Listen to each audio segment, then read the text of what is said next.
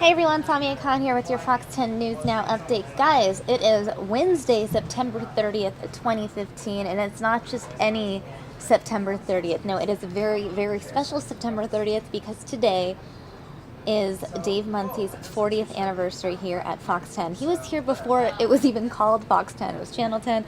I think I heard from people around the newsroom it was the call letters were KOOL, as in cool, which I think is super cool. So I'm very excited because we're going to have Dave Munsey on the show a little bit later on. He'll be hanging out with you guys, answering your questions. Maybe we can ask him about the weather and the forecast as well, but he will be here to share some stories with you guys, talk to the viewers, answer any questions you have, and basically just celebrate. It's an amazing accomplishment for him. It's a milestone. Apparently there are billboards all over town with Dave Munsey's face on it commemorating this special occasion. So if you're driving around here in the valley, take a photo if you see a Dave Munsey billboard and make sure to tweet it to me because I want to see these. Plus, we also have vintage clips, I guess you could say, from back in the day, Dave Munsey doing his weather thing in the 80s and the 90s. So it'll be fun to go back and watch that with him up here as well. So Dave is scheduled to join me around 3 p.m. today, so stay tuned for that. Dave doesn't even get into the newsroom until about 2:30, so that will be coming up momentarily. But it looks like Gloria Allred, there's a press conference out of Los Angeles. Gloria Allred, a famous entertainment attorney, representing a handful of Bill Cosby accusers. So let's listen in on what she's saying right now.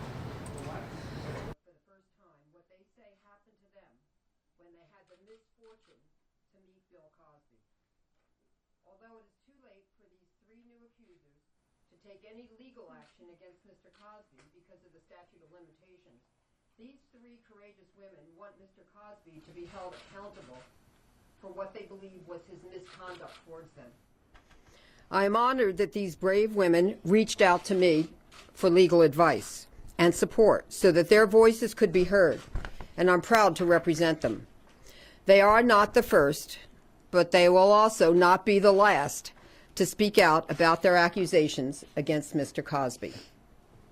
As federal judge Eduardo C. Robrino said in his memorandum, in which he decided to grant the request of the Associated Press to release excerpts of Mr. Cosby's deposition taken in the lawsuit filed by Andrea Constant in 2005, quote, "The stark contrast between Bill Cosby, the public moralist, and Bill Cosby, the subject of serious allegations concerning improper and perhaps criminal conduct, is a matter as to which the AP, and by extension the public, has a significant interest," end quote.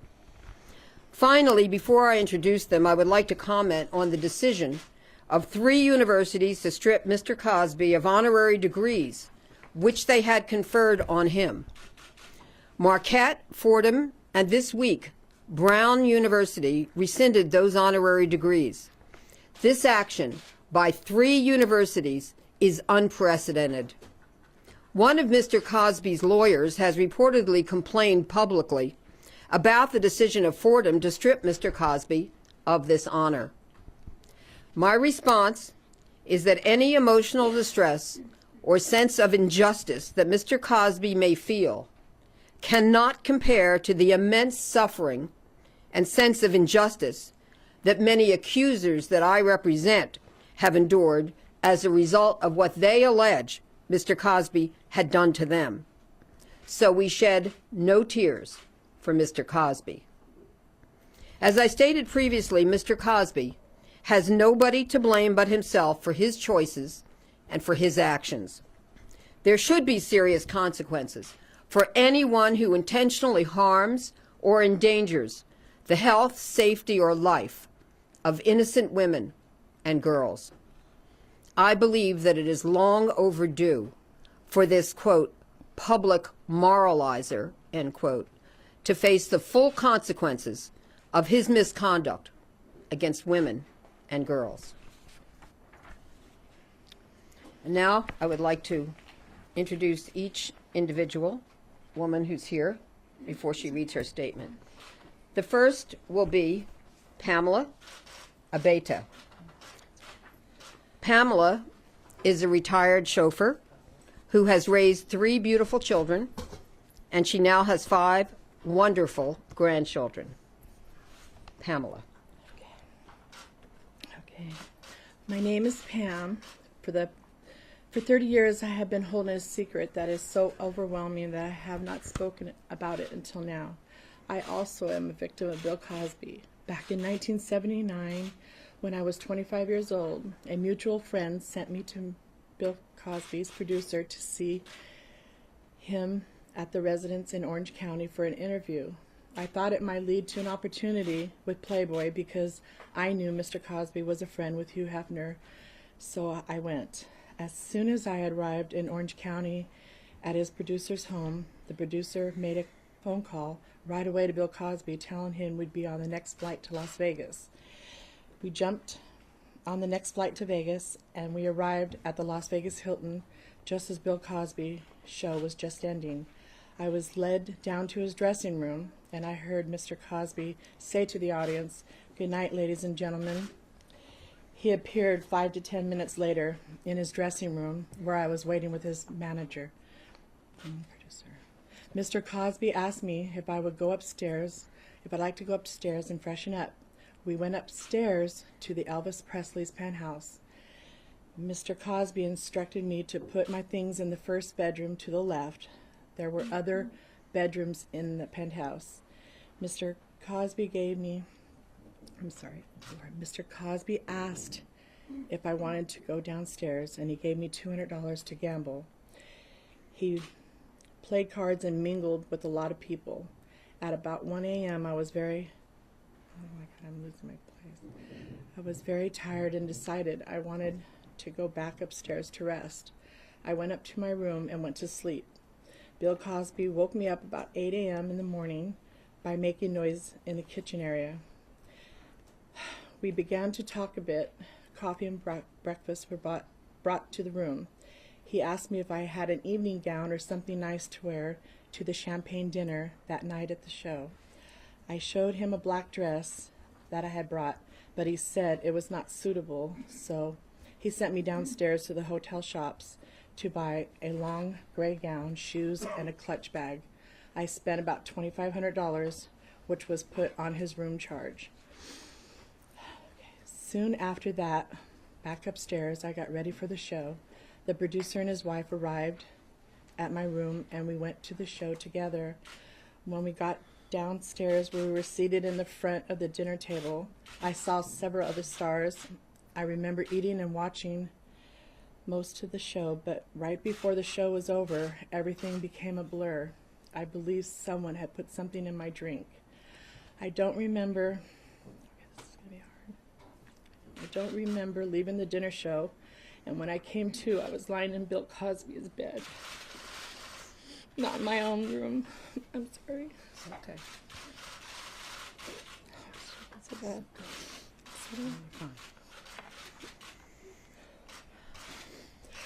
I had awakened for the second and then blacked out. When I came to again, I saw two other naked people in the room by the bed.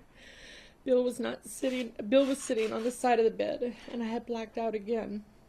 I woke up the next morning in my own room. I got up and left the hotel the next morning, not even knowing what went on through that night. I barely remember how I got to the airport or even how I got home. I knew I flew home, but it was still all in a fog. My friend asked me about the meeting with Cosby. He asked me how it went because he said he had sent other girls to Mr. Cosby. I never told him the real truth about what had happened because I was so ashamed of what had happened. That is not at all what I had expected from the meeting with Mr. Cosby. And in closing, I would like to say that I kept this to myself for so long because I believe that it was my fault for putting myself in that position. It took me many months to come forward because I was ashamed and it might cause shame to my family. But then I realized I am the victim and how much this has bothered me all these years.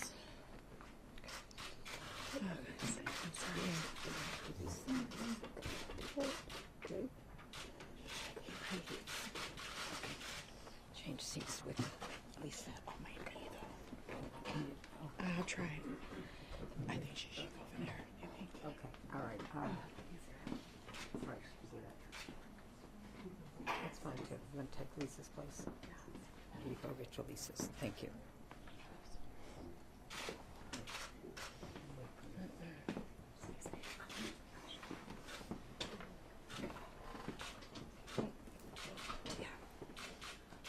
I'm okay. Okay, all right.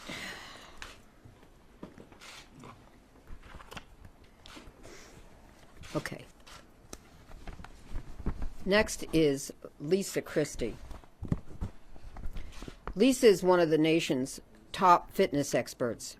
She has just released her first book, America the Windstorm, to empower people for living.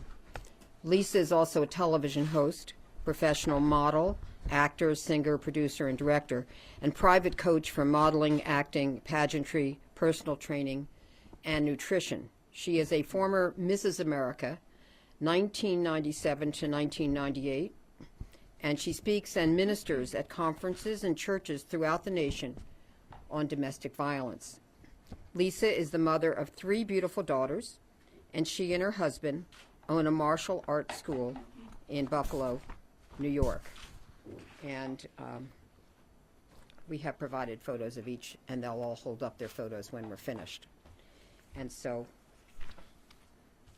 and I'll hold up the book. But, Lisa. Okay, let's move over a little, Lisa. Okay. I met Bill when I came back from modeling in Germany. I was 18 years old and modeling with IMG models. I was given a new booker, and she was not sending me out on potential jobs. So I left IMG and signed with Sue Charney at Faces Agency. Sue said she was friends with Bill Cosby, and one day she brought us to the Cosby Show.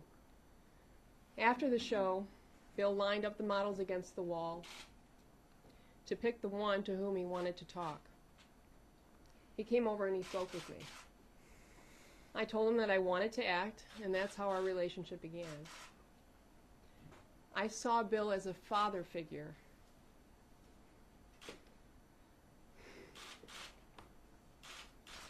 I began to go on Jell-O commercials with him, and he placed me as an extra on the Cosby Show a couple of times. I met him at his brownstone for acting lessons, and I even met him at a jazz club in the Village, where he had me dressed to look like Lisa Bonet. He said that he wanted me to replace her on the Cosby Show.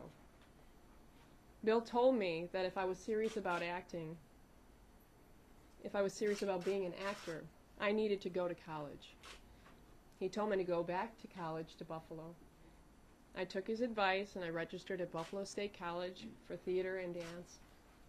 Bill would fly me back and forth between New York City and Buffalo. He waited almost 2 years before he tried anything on me because he knew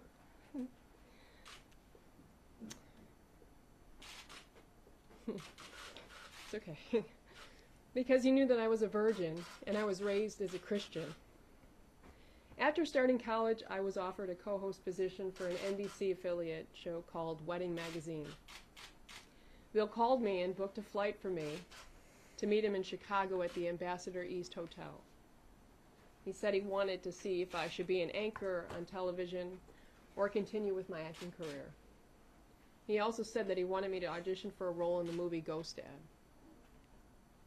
When I arrived, Bill was sitting down in his pajamas and smoking a cigar, and he said, "Go have a seat at the table.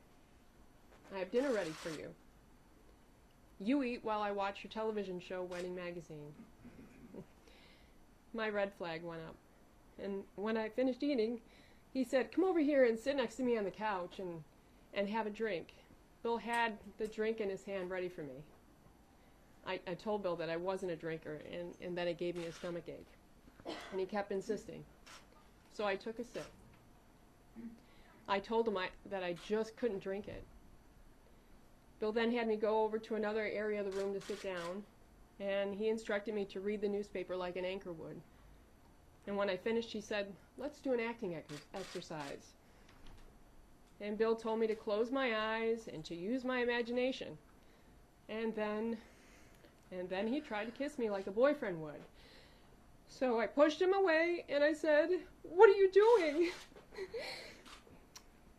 And Bill said, "You told me that you loved me."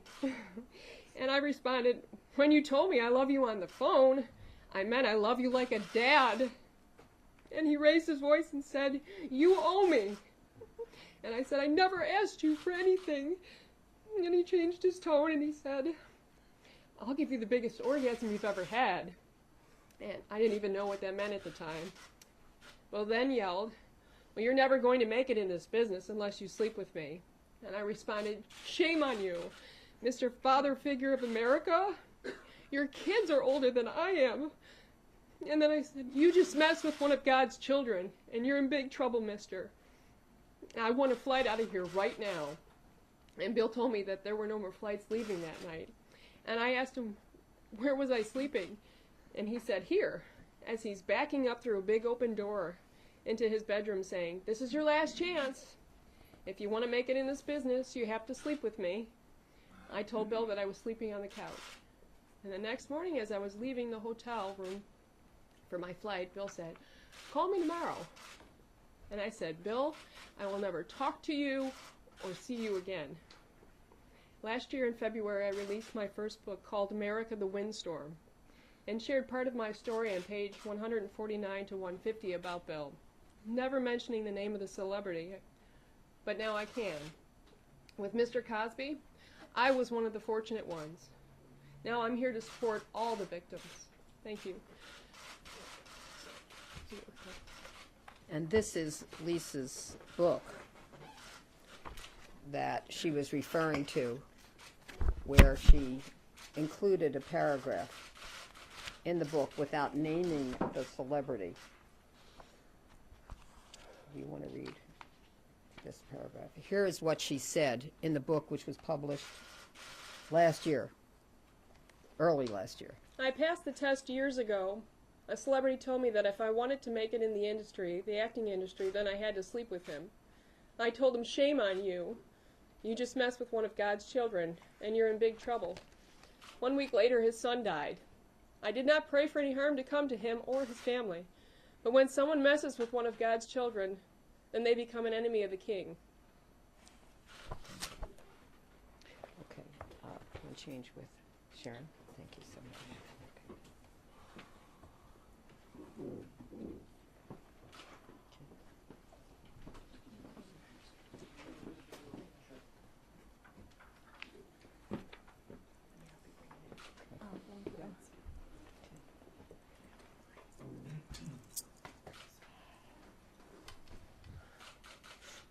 Just pull up to the table, please. That's okay.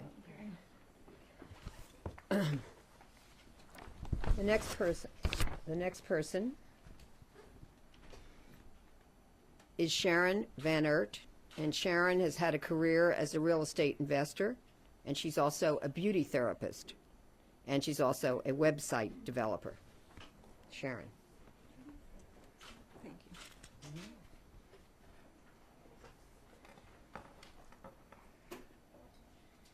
I met Bill Cosby in 1976 while I was working at Concerts by the Sea, a famous jazz club located under the Redondo Beach Pier. For hardcore jazz lovers, it was the place to be. Many prominent people, as well as famous musicians, frequented Concerts by the Sea, like Dizzy Gillespie, Stan Kenton, Sarah Vaughan, Ike Turner, Mongo Santamaria, Willie Bobo, and others who played there or came to be a part of the scene and enjoy West Coast jazz. It was a small place, and we were like one big family. We always had a great time, a big party scene. For me, it was the best of times. I was young, enjoyed.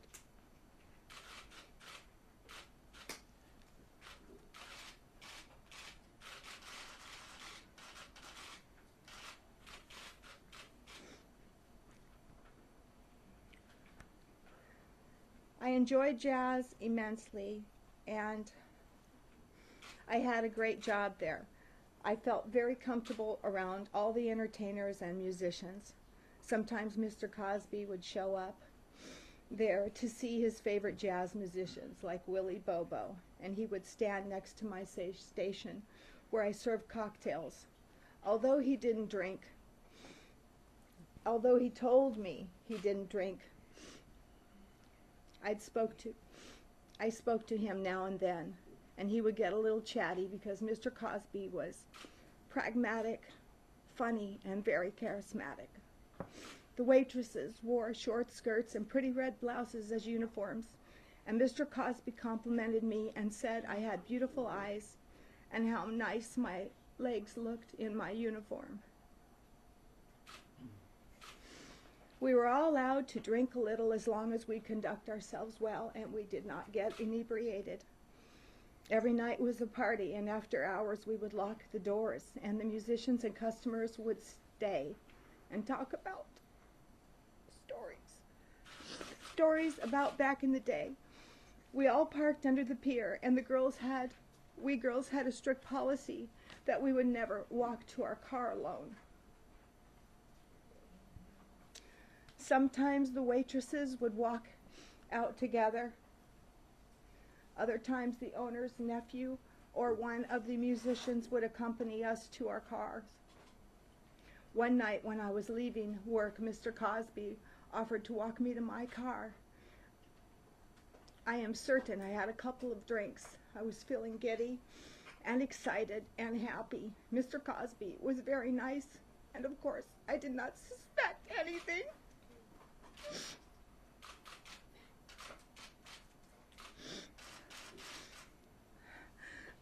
On the way, sorry. It's all right. I'm shaking. On the walk to my car, we probably talked about jazz, my passion. When we got there, he asked me if I was all right, meaning if I was able to drive home.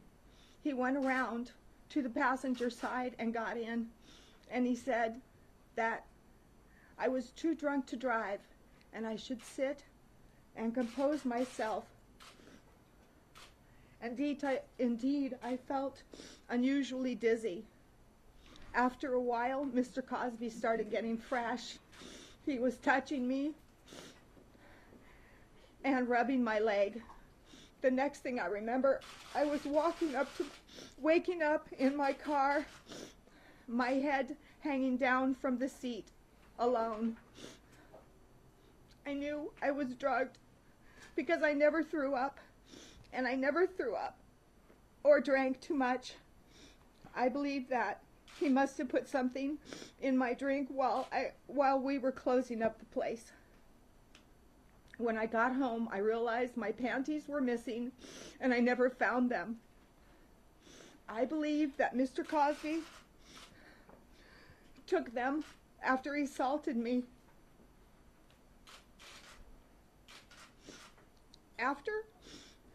Afterwards, I contacted the owner's wife, and I told her what Bill Cosby had done. Nothing came of it. So I decided to quit my job.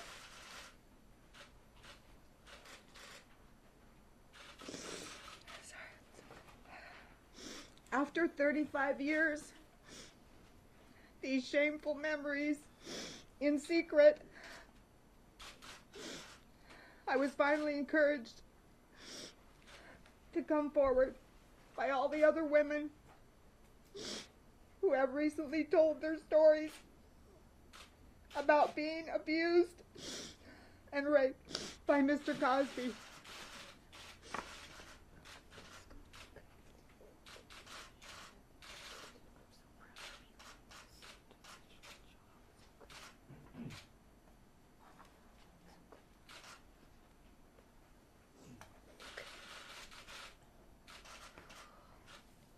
So each one has photos, and I'm going to ask each person to hold up the photos of them. This is around the time that this happened to them. Lisa and Pamela.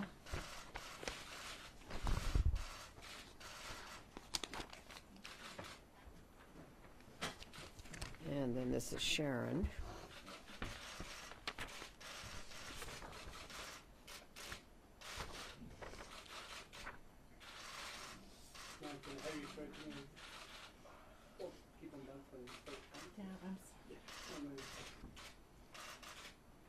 Below your face.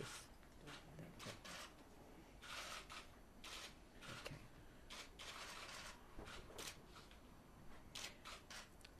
Okay. All right. So they're not going. One more second.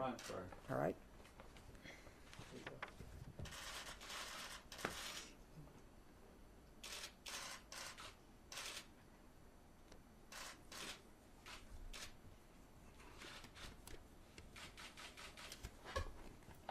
Sharon.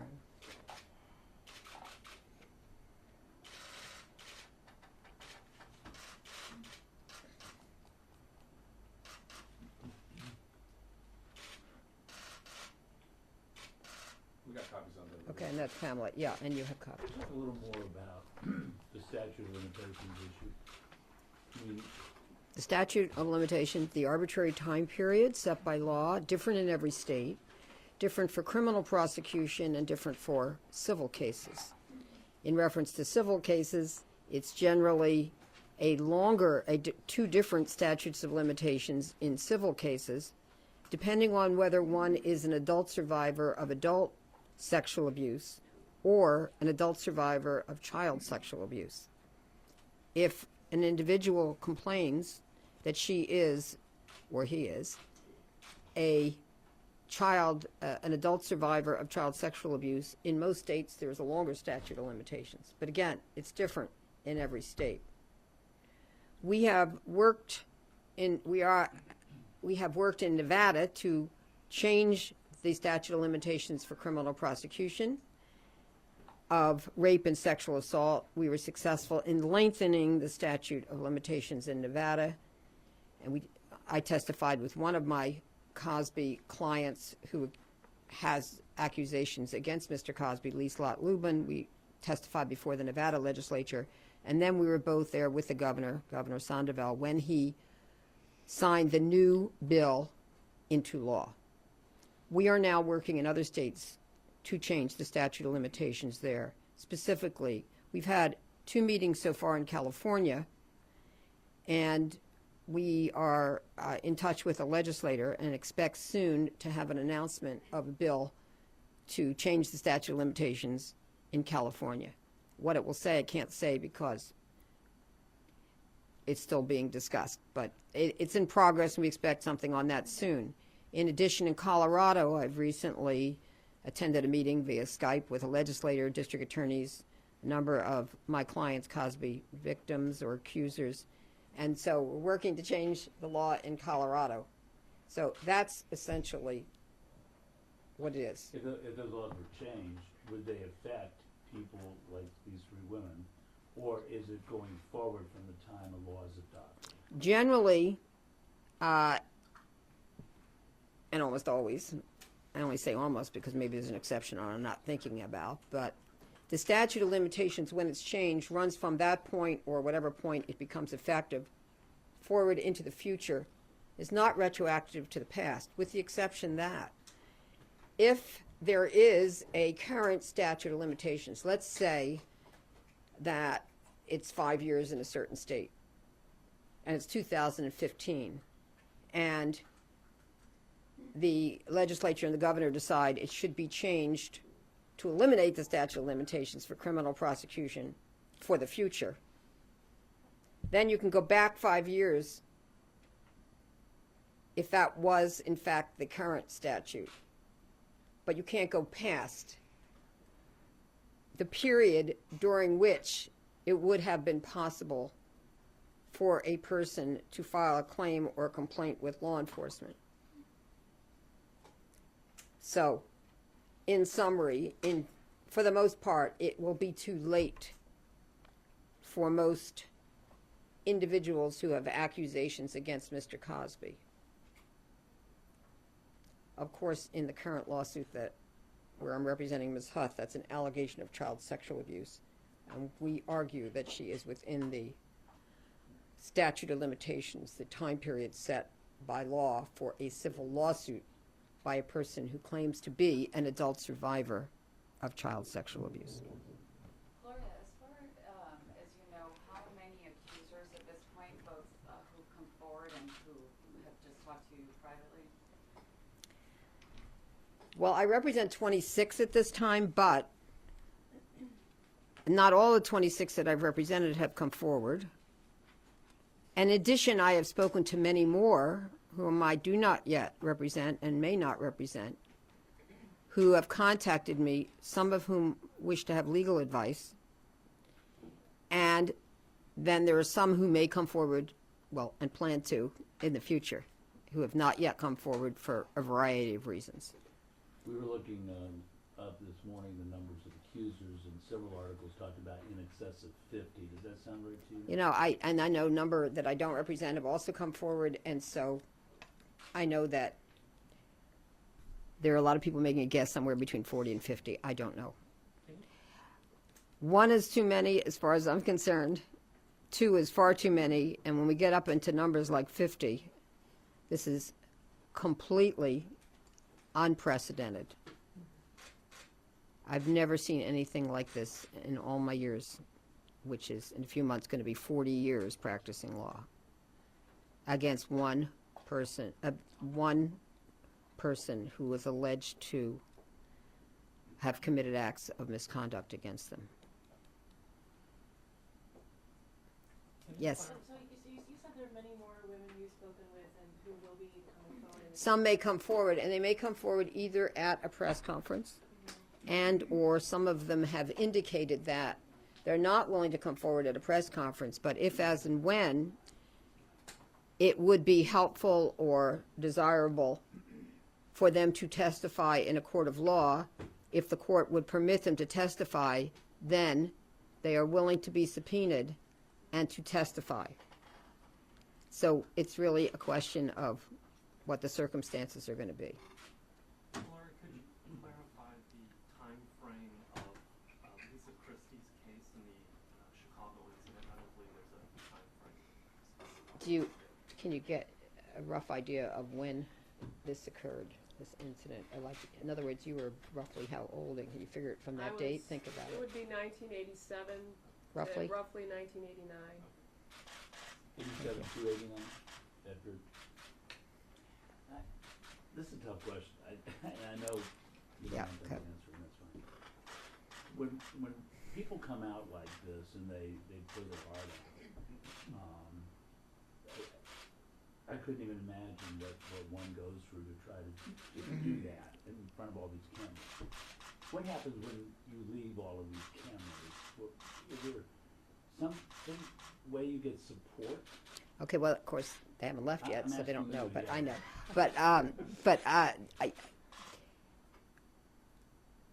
many of them have family and friends who will be supportive of them. Of course, I will continue to be supportive of them because they're very brave. And I think it helps for them to know others who've been in the same or similar kinds of circumstances with Mr. Cosby, as they have alleged that they were. So, you know, they're very brave. They are very brave. But, you know, they want accountability. And, you know, they are now going to be part of what I call her story. It's not just his story anymore. It's her story. It's their story. Gloria, can you tell us what's going to be happening next week in this case? Next week, in the case in Well, with the deposition. well, October 5th, there will be a hearing in court on Mr. Cosby's motion for a protective order on his deposition. We're opposing that. Briefs have been filed. We think there should be transparency to the extent permitted by law. His deposition is still scheduled for October 9th.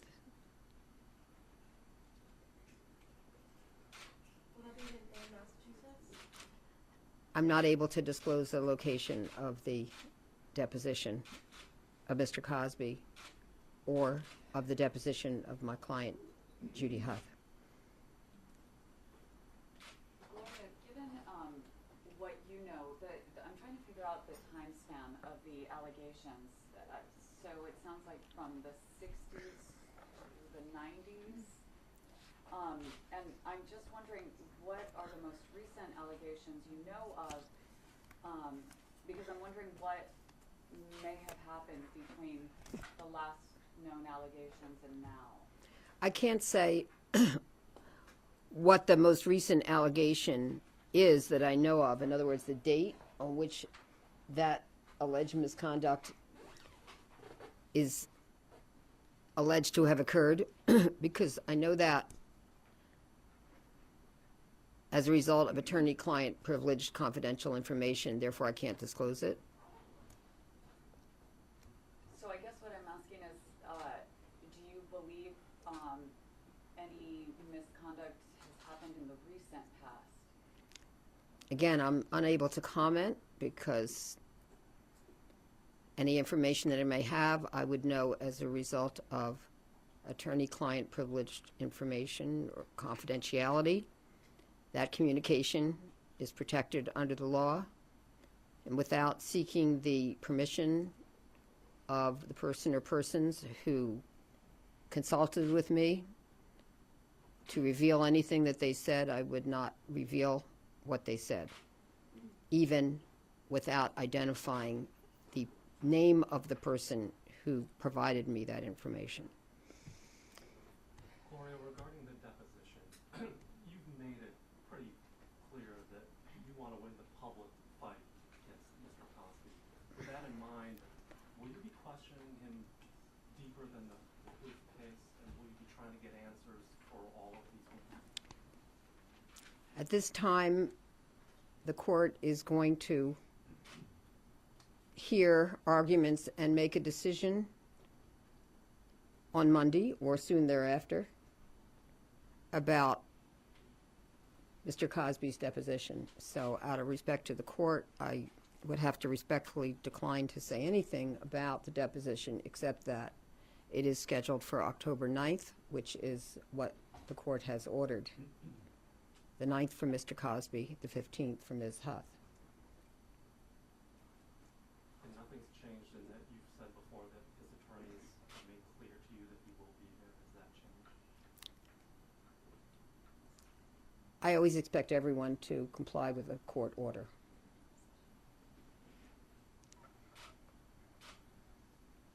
Ms. Allred, once again, the name Hugh Hefner has been mentioned in Yes, in it this has. realm. He's been mentioned repeatedly as an associate, friend, good friend, best friend, what have you, of Mr. Cosby's. Has anyone spoken with Mr. Hefner? Has he taken a position on this? Is he a cooperative witness? Do we know anything that has he been privy to any of this when all this was going on, especially given that the incident involving Ms. Huth took place at his mansion? I have not spoken with Mr. Hefner about this. That is the allegations against Mr. Cosby. Last time I saw him was, I think it was earlier this year, but it was just pleasantries, nothing about Mr. Cosby. And it was very brief. Do you see Mr. Hefner potentially being called or spoken to or even questioned about this? I am not able to reveal strategy at this time. Anything else? Thank you very much for coming, and I will speak with them afterwards as to whether anyone is inclined to do any interviews, but we're not going to make that decision at this moment. Okay. Thank you very much for coming. Okay. All right.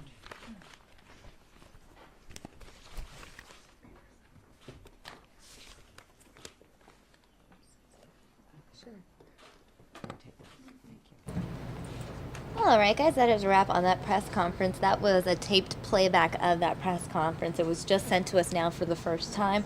Gloria Allred held that press conference in Los Angeles earlier this morning, introducing to the world 3 new Cosby accusers. I don't know how long that list is now. Dozens and dozens of women. I think at last count it was 42 or 45.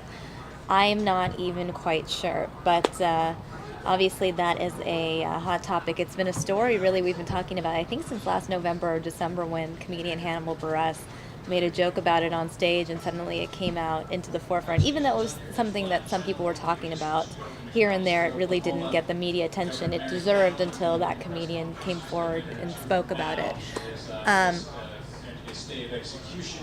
Something is happening. Hold on, guys.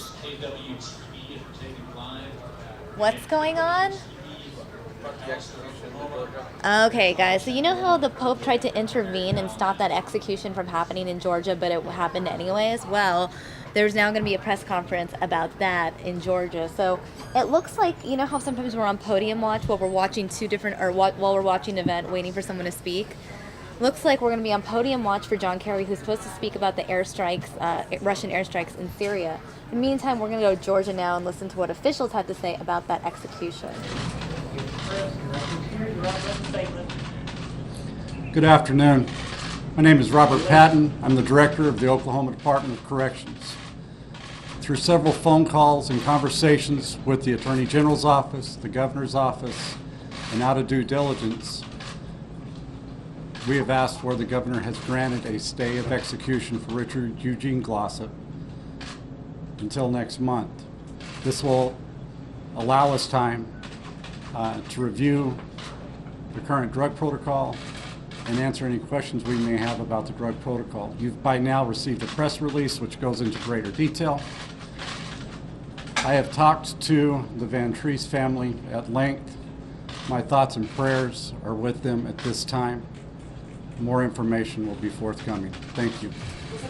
No questions. We're not answering any questions right now. Well, why aren't you asking? You can contact our media office. Okay, that was really weird and awkward and very unclear as to what just happened. First of all, it didn't sound like it was Georgia, because I think they were talking about postponing someone's execution because they were going to look into the execution method at hand. So it had nothing to do with what happened in Georgia, although what happened in Georgia was a very hot topic. Yesterday, as I mentioned, Kelly Gissendan, I don't know how to say her last name exactly, but Gissendaner was executed.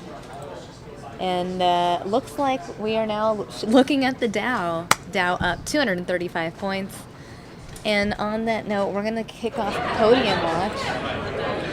We are looking at the podium. We were waiting for Secretary of State John Kerry to speak. He's going to give updated remarks on the Russian airstrikes in Syria. That has been the big topic throughout the morning. John McCain spoke about it early this morning. We've heard from John McCain. We've heard from Secretary of State John Kerry. We've heard from Press Secretary Josh Earnest. We've heard from Defense Secretary Ashton Carter. Pretty much everyone has spoken out about it throughout the day, and I guess we are going to be getting updated remarks from John Kerry. He's expected to speak any minute now, the UN Security Council.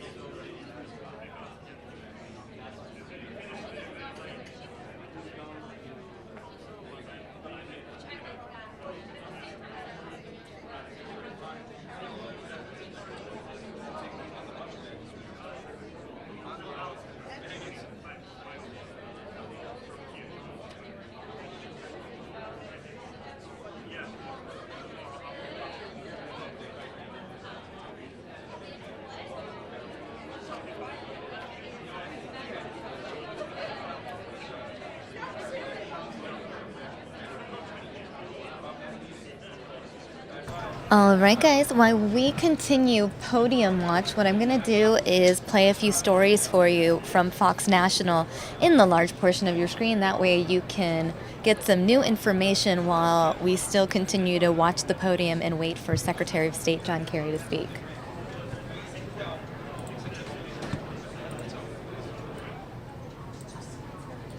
A major escalation of tensions between the U.S. and Russia.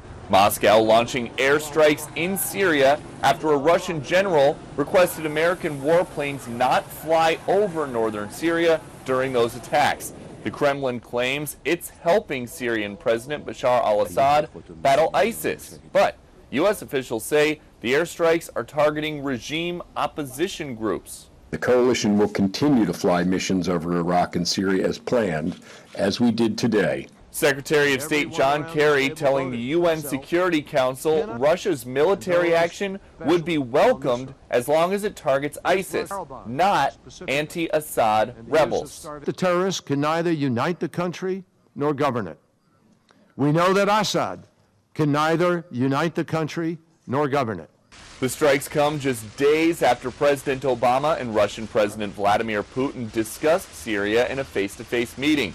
Russia will not succeed in imposing a military solution on Syria any more than the United States was successful in imposing a military solution on Iraq. Senator John McCain blasting the administration's response to the crisis. The President has said for years, that Assad must go, but he has done nothing that has brought us any closer to achieving that outcome. Syria's foreign minister telling the UN Security Council his country supports Russia's initiative and says any other airstrikes in the country violate international law.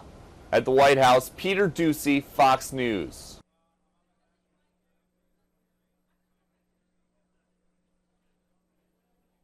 Do the American people really want the future where ISIS attacks the United States to be determined by Russia and Vladimir Putin? I mean, I don't think so. And maybe this president is not pursuing ISIS the way he should. I don't think he is and hasn't been. He called him the JV, and apparently Donald's now in the same boat.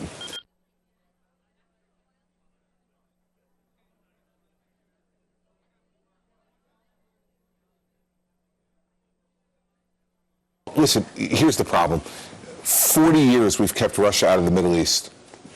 40 years we've kept them out of the Middle East, and this president now let them back in. They're teaming with Iran, our good friends in Iran. All right, and now you look at it and you say, we're in the honeymoon period of this agreement with Iran, supposedly, and now they're teaming with Russia to try to dominate the Middle East. That's what this is the beginning of, and that's what the American people need to understand, and any candidate for president needs to understand. This is the beginning of Russia trying to replace America as the major power in the Middle East.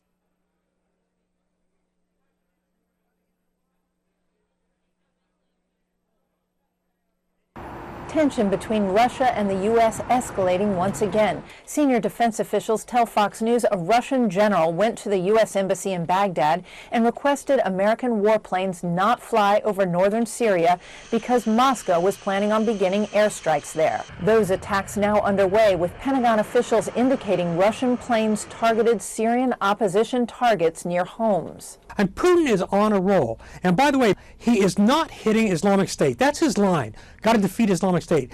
He's hitting the opposition in between the Islamic State and Assad's government. The developments coming as Russian lawmakers approved President Vladimir Putin's request to send armed forces into Syria. We're referring here exclusively to operation of the Russian Air Force to carry out strikes against ISIL positions in Syria. We have informed the authorities of the United States and other members of the coalition created by the Americans of this and are ready to forge standing channels of communication to ensure maximally effective fight against the terrorist groups. President Obama discussing Syria with Putin Monday on the sidelines of the UN General Assembly. Mr. Obama also chairing a special UN summit focusing on defeating ISIS, where he once again called for Syrian President Bashar al-Assad, a longtime Moscow ally, to go. We are prepared to work with all countries, including Russia and Iran, to find a political mechanism in which it is possible to begin a transition process. The U.S. military not complying with Russia's request to back down. American-led coalition forces still targeting ISIS in both Syria and Iraq. At the Pentagon, Jennifer Griffin, Fox News. All right, so those are the clips that were sent to us from Fox National this morning. If I get any more clips, I'm going to play them for you here on News Now. In the meantime, I'm showing you these live images coming in from the UN. I know Secretary of State John Kerry is scheduled to speak momentarily. We are on podium watch. Secretary of State John Kerry expected to speak on the news of the Russian airstrikes in Syria. It's been a busy day at the UN. The Security Council, many world leaders speaking at length on a number of topics. I know John Kerry spoke about this issue earlier. We heard from him. I know Mike played that clip for you guys, and we are just waiting for some updated remarks from him. So stay tuned. We have more News Now ahead.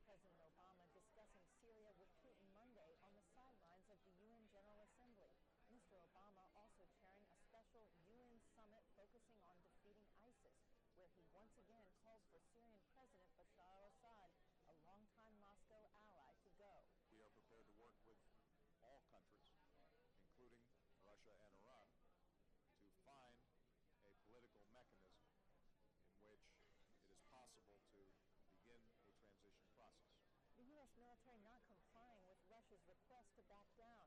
American-led coalition forces still targeting ISIS in both Syria and Iraq. At the Pentagon, Jennifer Griffin, Fox News.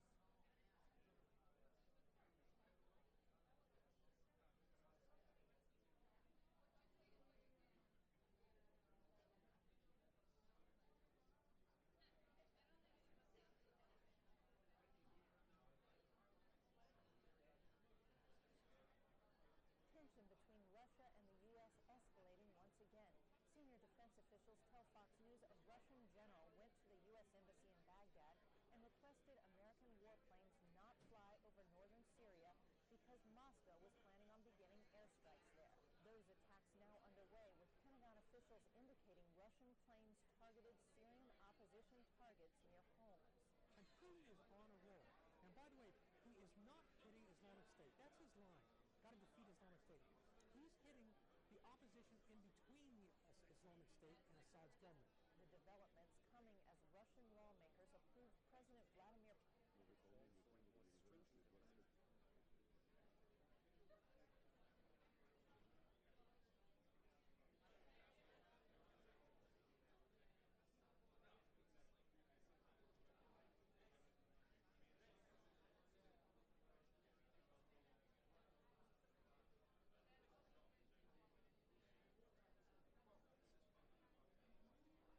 All right, guys. Well, we oh, hold on.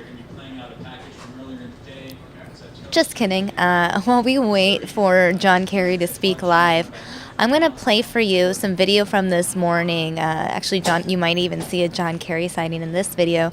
This is raw video of the UN Security Council meeting from this morning, and let's listen in. Let's watch some of it. We're not going to be able to watch all of it because the whole thing is 2.5 hours, but we'll watch some of it, and we will go live to John Kerry once he arrives.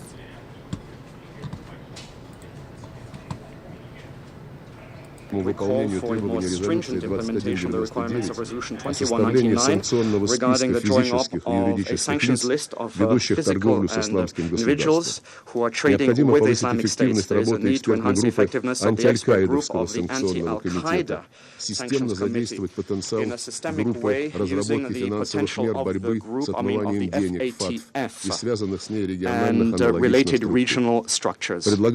We propose also to make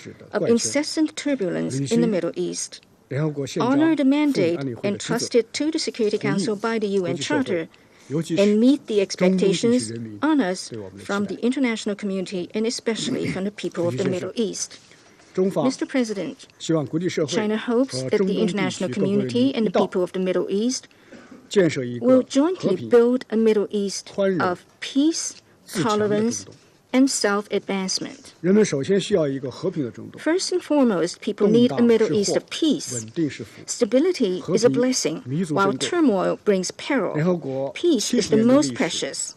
The 70-year history of the United Nations has all along witnessed gunsmoke in the Middle East and the displacement of innocent civilians. The history of the Middle East told us time and again that violence will not lead to ultimate solutions of problems, and hatred All right, guys, let's listen in on what hopes. is being said. We're going to cut out of this event from earlier today and listen to what's happening only by live. adhering to We have decided to revitalize the quartet activities. As you might know, our envoys to the quartet have been working together very hard in this last month. They've been visiting together a certain number of regional key actors, in particular Jordan, Egypt, Saudi Arabia, as a way of involving them in a common effort to restart the engine of the peace process and focus on what is probably the most viable, maybe the only viable way today, which is focus on concrete steps on the ground, and in particular on encouraging the parties to start implementing the already signed agreements. We believe this can be a very important step in the right direction to preserve the opportunity to have two states and start rebuilding trust and confidence, both in Israel and in Palestine, in the other party and in the process itself. This is what we have decided. This is what we have asked our envoys to work on. This is also what I'm going to discuss right now, so I'm sorry I'll be short with Prime Minister Netanyahu. And this is also what we shared with some of the other key actors on this file. In the second part of the meeting, you know, our Arab friends joined us to share their opinions and their views in this respect. Let me say it is going to be essential, their full participation and full support to this new start, especially as the key interpreters of the Arab Peace Initiative, that especially with the security situation we have now in the region, is a main interest for all the parties involved.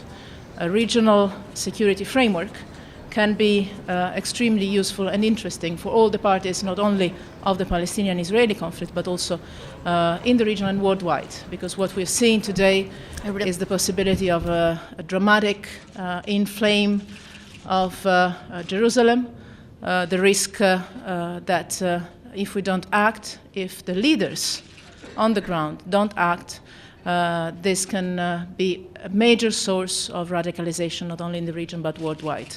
So there is an urgency, and there is an international effort to encourage, to support, to invite the parties, and to accompany also the parties, to start from what has been already agreed.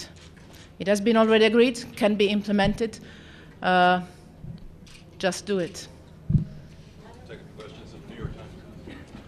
Thank you. Your reaction, please, to President Abbas's statement at the General Assembly, and what impact will that have, if any, on the work of the quartet? I have heard very carefully to his words. We discussed that 2 days ago. He told me about his intentions. And I have interpreted his words as a scenario that is going to happen if, and there is an if. Now, on that if, we will have to work.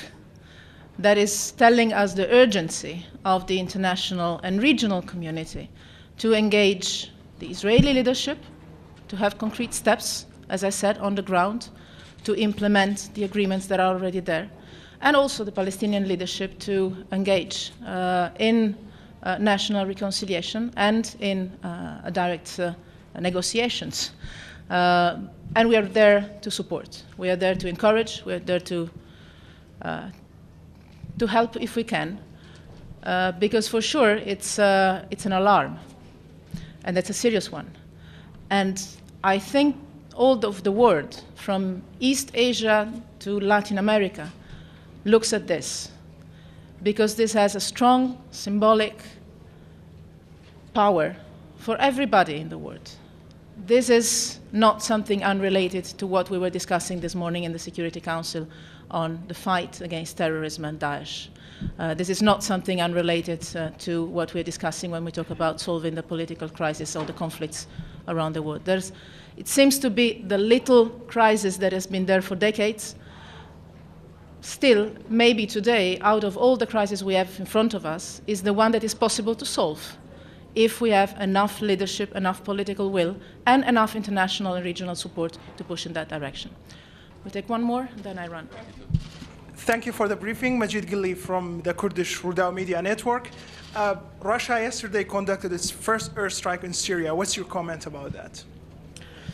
I'm here to comment on the Middle East peace process and help me in keeping this issue on the agenda. Still, I can tell you, the European Union itself is not engaged in the military side of the fight against Daesh. Still, we recognize that the military component of this fight is an important one. And as I said today in the Security Council, this is time to join forces. This is time for the international community to unite on an agenda that keeps together two sides. The security one, the fight against Daesh that has a military component, and not only, and the starting of a political process leading to a peaceful, inclusive transition for Syria. The two sides of the same coin have to go together. And I believe there is space for the international community to join forces on both sides of this coin. Thank you, and I'll go. Sorry. I'm sorry. The French initiative, are you against it?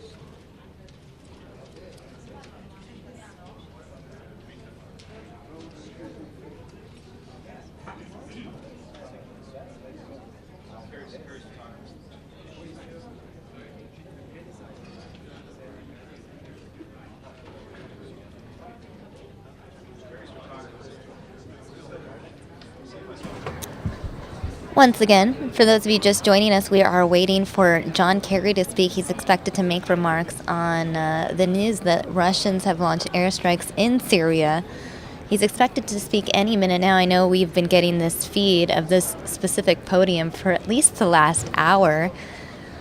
Again, Secretary of State John Kerry expected to speak any minute now.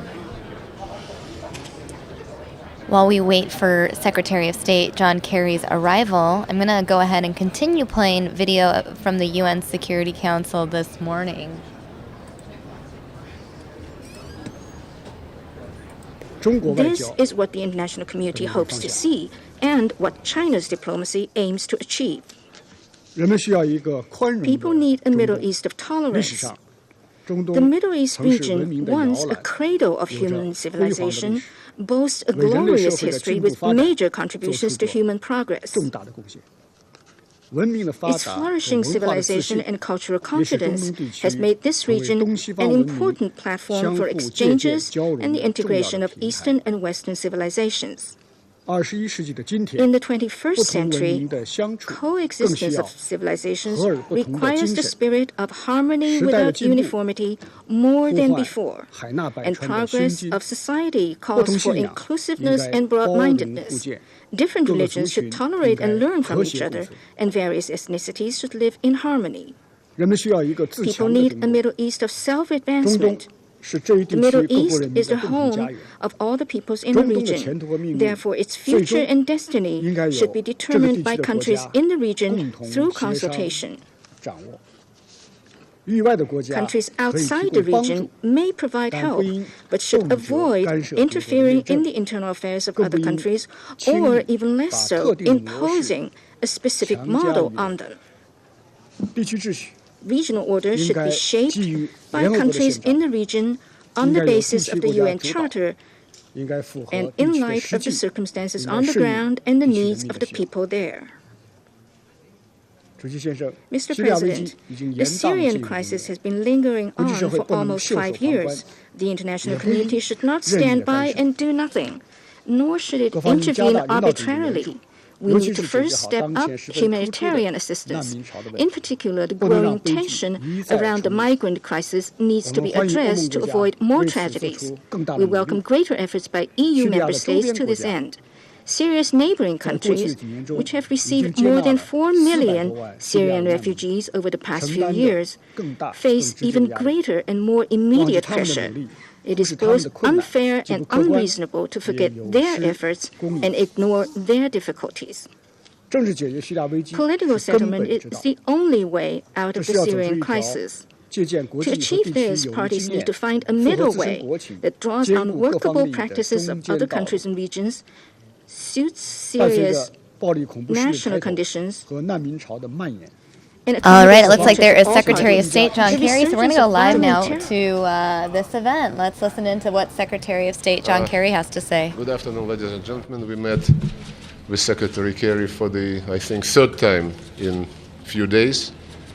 Today we devoted our meeting to the follow-up of what our presidents agreed when they met here on the 28th of September.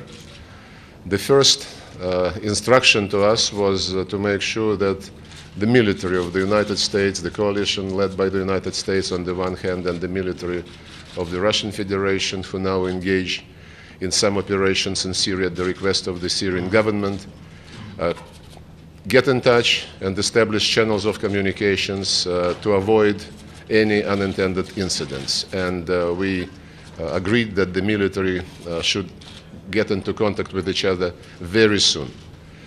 Number two, we also discussed what the presidents told us about the promoting political process. We all want Syria democratic, united, secular, Syria which is a home for all ethnic and confessional groups whose rights are guaranteed, but we have some differences as for the details on how to get there. But we agreed on some steps which we will undertake very soon, and our experts would undertake very soon, together with other countries, including the United Nations, on creating the conditions for options to be used, to be applied to promote the political process. And I believe that this meeting, as a follow-up to the discussions between the two presidents, is a very useful occasion to promote constructive and safe approaches to the situation in Syria and around it. We agreed to remain in touch with John, and as always, we are available for contacts with each other. Thank you very much. Well, Sergei has described the meeting that we had, which we would both concur was a constructive meeting. I relayed and reiterated the concerns that I expressed in the course of the UN Security Council meeting, which was led by Russia today. Concerns that we have, obviously, about the nature of the targets, the type of targets, and the need for clarity with respect to them. And it is one thing, obviously, to be targeting ISIL. We're concerned, obviously, if that is not what is happening. So, as Sergei said to you, we agreed on the imperative of as soon as possible, perhaps even as soon as tomorrow, but as soon as possible, having a military-to-military deconfliction discussion, meeting, conference, whatever can be done as soon as possible, because we agree on the urgency of that deconfliction. Secondly, we did discuss a number of different ways to try to address the conflict itself. And several options were agreed to be further discussed. I need to take those back to Washington, to the President and to our team, and I'm sure Sergei will likewise discuss them with President Putin and his team, and we will follow up on that for certain, because we also agreed that it is imperative to find a solution to this conflict and to avoid escalating it in any way or seeing it intensified by forces beyond anybody's control. And finally, the foreign minister and I agreed that there is, even as we don't have yet a resolution with respect to some critical choices in that political solution, we think we have some very specific steps that may be able to help lead in the right direction. That needs to be properly explored, and so we finally agreed we have a lot of work to do, and we're going to get to doing that work as rapidly as possible, understanding fully how urgent this is in the context of refugees flowing out, the impact on Europe, the impact on the region, and understanding also that we need to see Syria kept whole, unified, secular, democratic, and those are big agreements in that regard, and now we need to work on getting there. So we will stay in very close touch and continue to work on this. Thank you all very much. Thank you.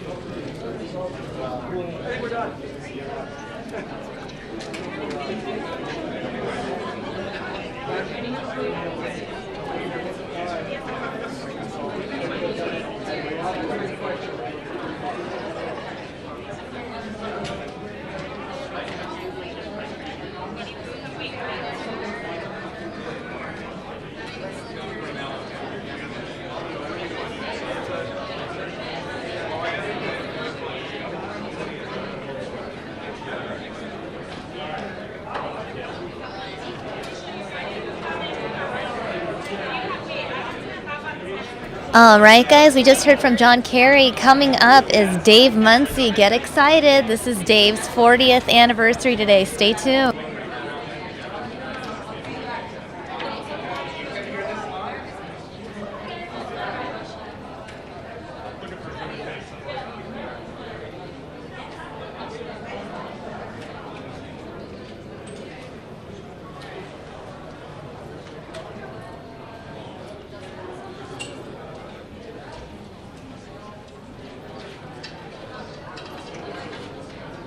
los refugiados y campos de concentración de estos.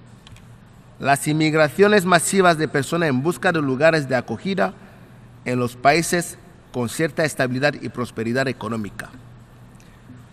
La baja del precio del petróleo. Joining me now is the man of the hour, the man of the day. How many hands have you shaken? A lot. It's so yeah. exciting. So I was telling the viewers in the chat room that when you walked in, there were just cheers. Everybody was clapping and cheering. It was very nice. This is so very exciting. nice. Very 40. humbling. It's very humbling. 40 years, guys. In case you did not know, today is Dave Munsey's 40th anniversary. He started here September 30th, 1975. And this is they put billboards like this up around town, so when you're driving around, you might run into one and see one, but don't pay too much attention to them, so you might drive off the road. I want to take a picture with you in the billboard. Oh, okay. But we'll do that after we show them the weather.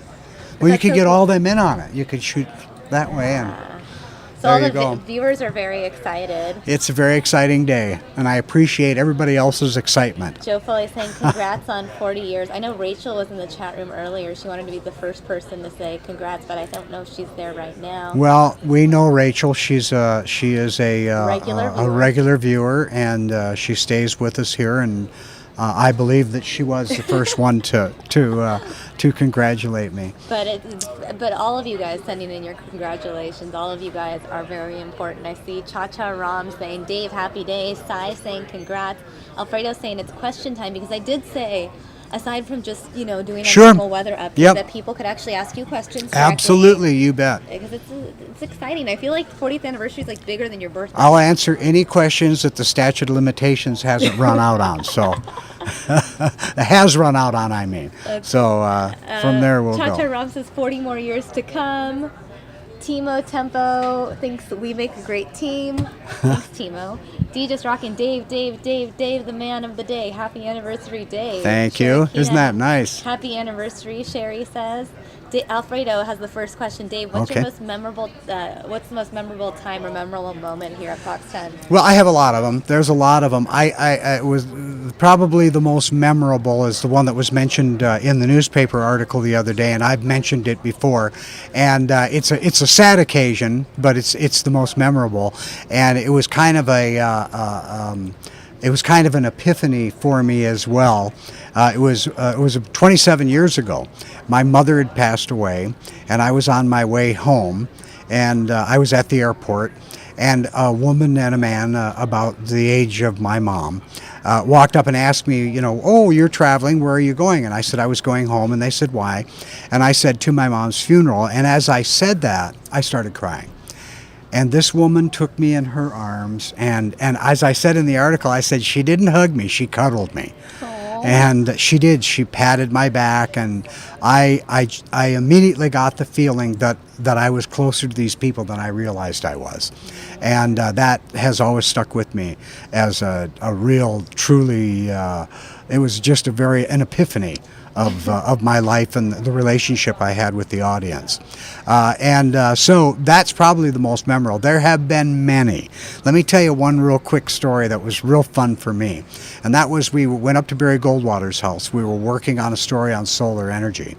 And I'd been working with solar people all over the valley. John F. Long was a builder here. And he was building a solar community, and we worked with him. In fact, I offered a name for his solar community that he turned down. It was a retirement community solar, and it was made by John F. Long. And I said, you should call it So Long. He didn't. He didn't. Pretty good. He didn't like that. I love puns. He thought it was cute. Anyway, during this period, Barry Goldwater was very into solar and fighting for it in Washington. And so we went up to his house to interview him, and we'd forgotten a piece of equipment. And as we were leaving to go get that piece of equipment, we made a deal with him. We'll be back in about 45 minutes. Will you still be here? Yes, I will. And as we were leaving, he said, Dave, why don't you stay and have breakfast with me? And I went, sure, okay. So we went into his kitchen, just the two of us, and he started slicing bread from a loaf of bread and said, do you like homemade bread? And I said, oh, yeah. And he said, I get this bread from Quentin Burdick. Quentin Burdick is the senator from North Dakota. I'm from North Dakota. And I knew Mr. Burdick. And so I mentioned that to him. I said, well, I know Quentin Burdick. He's a family friend. And he said, well, I get this bread from him that comes from North Dakota. And I said, yeah, I know. It's called Rhodes Frozen Bread. It's made in my hometown. And all of a sudden, he realized he had a new source for his bread. So do they still, where's It's now you can buy it anywhere. You can buy this bread anywhere now. Where can I want to try your hometown bread. It's you can buy it in most grocery stores. What It's is it called called? Rhodes Frozen Bread. Where is it sold in the bread aisle? I think in the frozen frozen product area. Okay. Anyway, Mr. Goldwater loved this bread, and so I said, well, listen, Quentin Burdick had gotten sick, and so he wasn't supplying him with this bread. That was his last loaf that we were cutting that morning. Wow. So I said, listen, my dad still lives there. My dad's a lifelong Republican, and so I called my dad and I said, I'm here at Barry Goldwater's house. And he wants to talk to you. So the two of them got together, and my dad started sending him bread. Such And a great story. yeah, and then several months later, in fact, maybe a year later, I was at an event, and it was an event that all of my management people were at. In fact, it was a radio and television event here in town, and the guest speaker was Barry Goldwater. And as he came in the door, he started walking down the aisle, and everybody stood and was applauding for him. And he was using a cane at that time. He hadn't gotten to the walker yet. So he was moving along pretty slow. And as he came by our table, he spotted me. And he veered off and came over and put his arm around me. And he said, how's your old man? And I said, oh, he's pretty good. And he said, are these guys treating you okay? And I said, yeah, they're doing okay. He said, well, if they don't, call me. You were taken care of. I know, he was a good guy. He was a good guy. He was a real nice guy to pick me out like that and come over and make a big deal.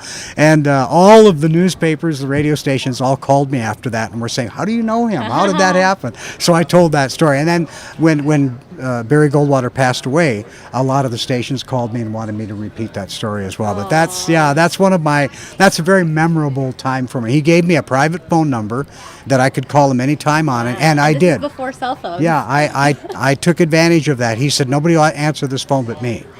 And I called him a couple of times for a couple of different things that were all basically related to the news. Hello, saying, Dave, over the past 40 years, what is the biggest change you've seen in Arizona weather? That's a good question. Oh yeah, I think I think that it's become more violent. I think that our storms have become bigger and they've become more destructive.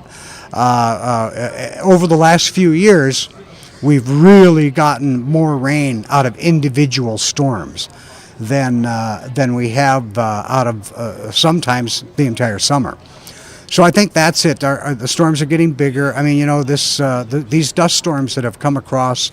Remember the massive one a couple of years ago that was 23 miles long and 2 miles high, and it just we didn't see things like that before. In fact, it was many years that I worked here before I even saw a dust storm. Dust storms were very, very small. They were very well located. In other words, it'd be a small little storm over in Chandler, or there might be one in Glendale, or there might be one down in Mobile or something like that. But we never expected them to come up to the city and to grow the way they were. Every once in a while. But for the most part, they were isolated. They were much smaller.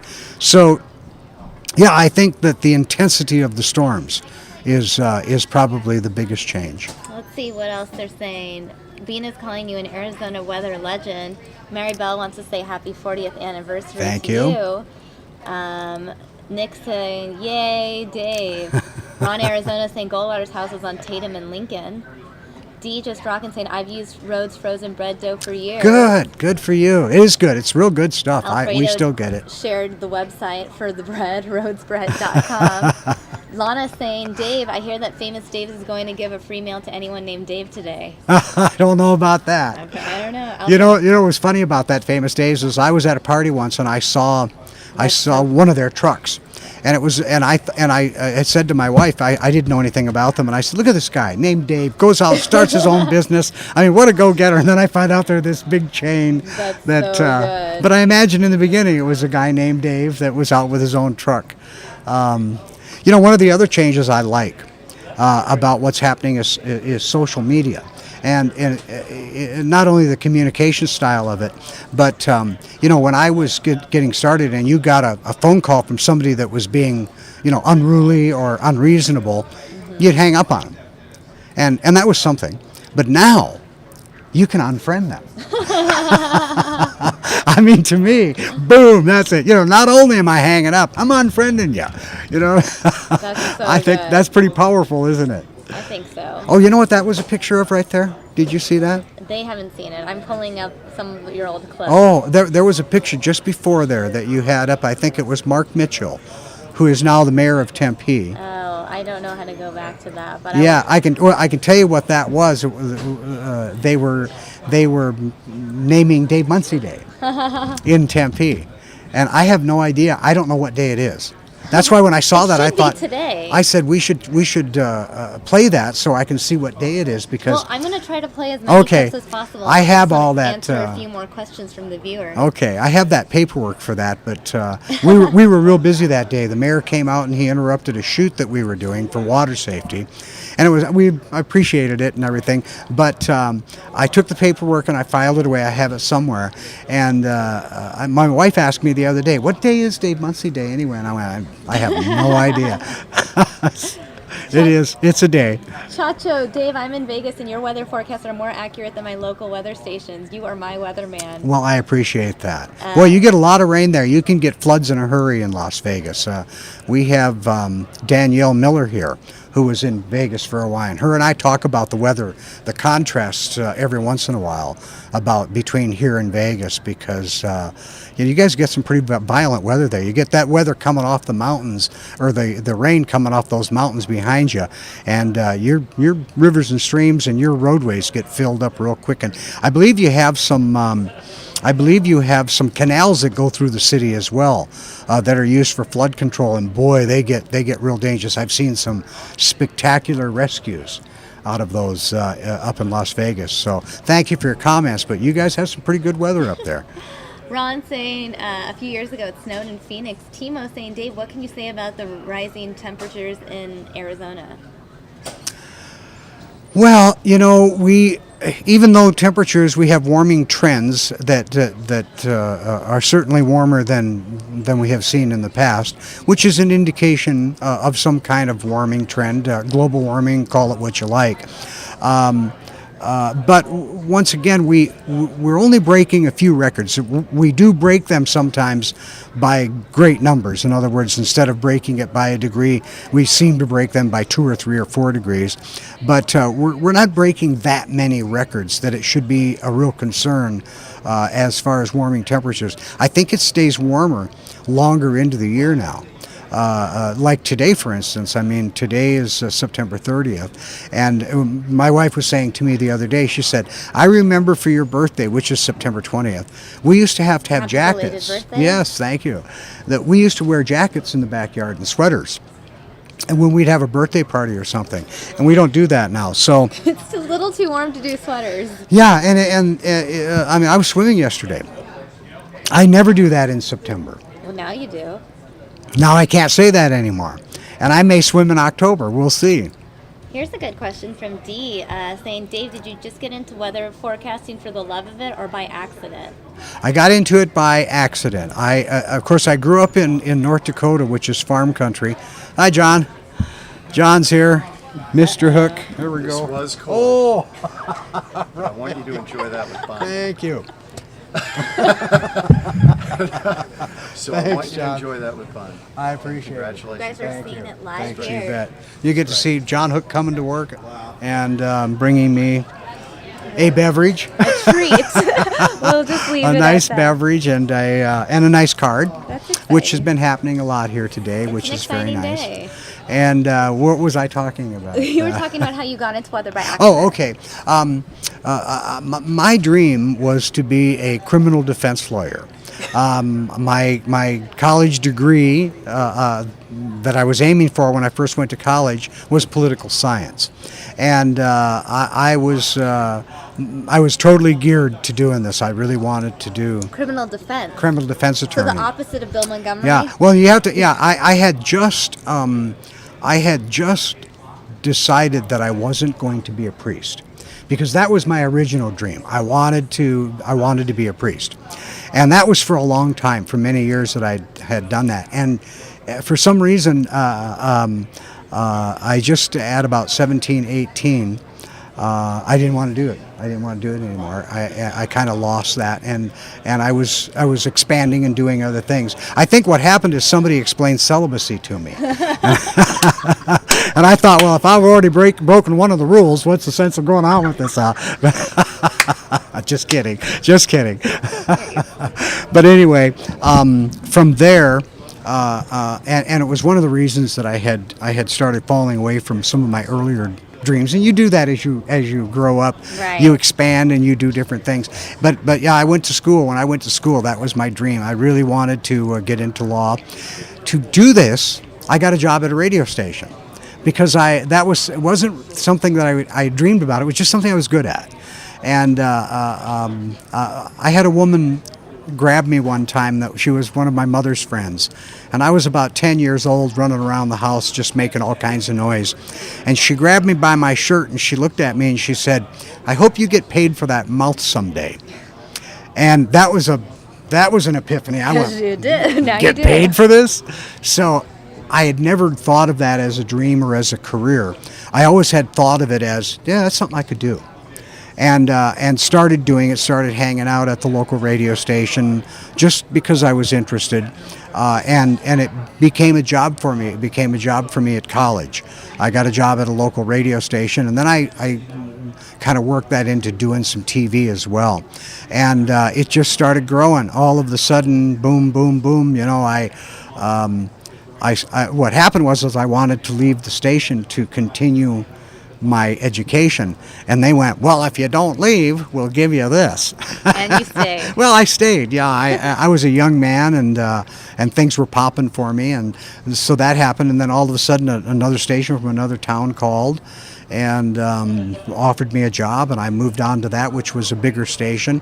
And in the middle of all this, I got drafted and ended up in Vietnam. And my way out of the field, which I was in the combat zone, was through American Forces Radio and Television. So I was able to use that again to make my life a little easier. And started working, was moved down to Saigon, out of the field, which was very comforting to me. Right. So when I got out of the service, this was pretty much the only thing I knew. And boom, just started from there, and things started happening. And then when I was 28 years old, I ended up here working the morning radio. And I was also, they had an 11 o'clock, they didn't have a noon news, they had an 11 o'clock. I also was helping out. I wasn't their main weatherman, but they asked me to share some duties with their weatherman when he was out of town. And I soon replaced him. Yeah, and so crazy. That's the way it went. It's been that way ever since. So there's a lot of good questions from the viewers in the chat, but what I want to do for a sec is play some of your old videos. Then we'll get back to okay, we can do that. Because look at this! Look at this! Oh my goodness! Look at that! There's a lot of video that has been dug up from the archives. I'm going to try to play as much as possible. But if you want to go ahead and listen, I will listen. Yes, I forgot what this guy sounded like. All right, let's go ahead and watch.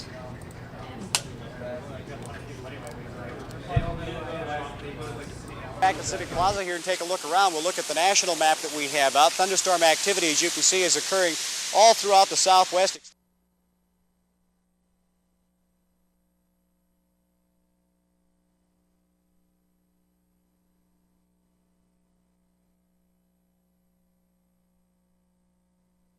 I don't know if there's any audio on this video, but still, we can talk over it. I must have been doing weather for Argentina back then, because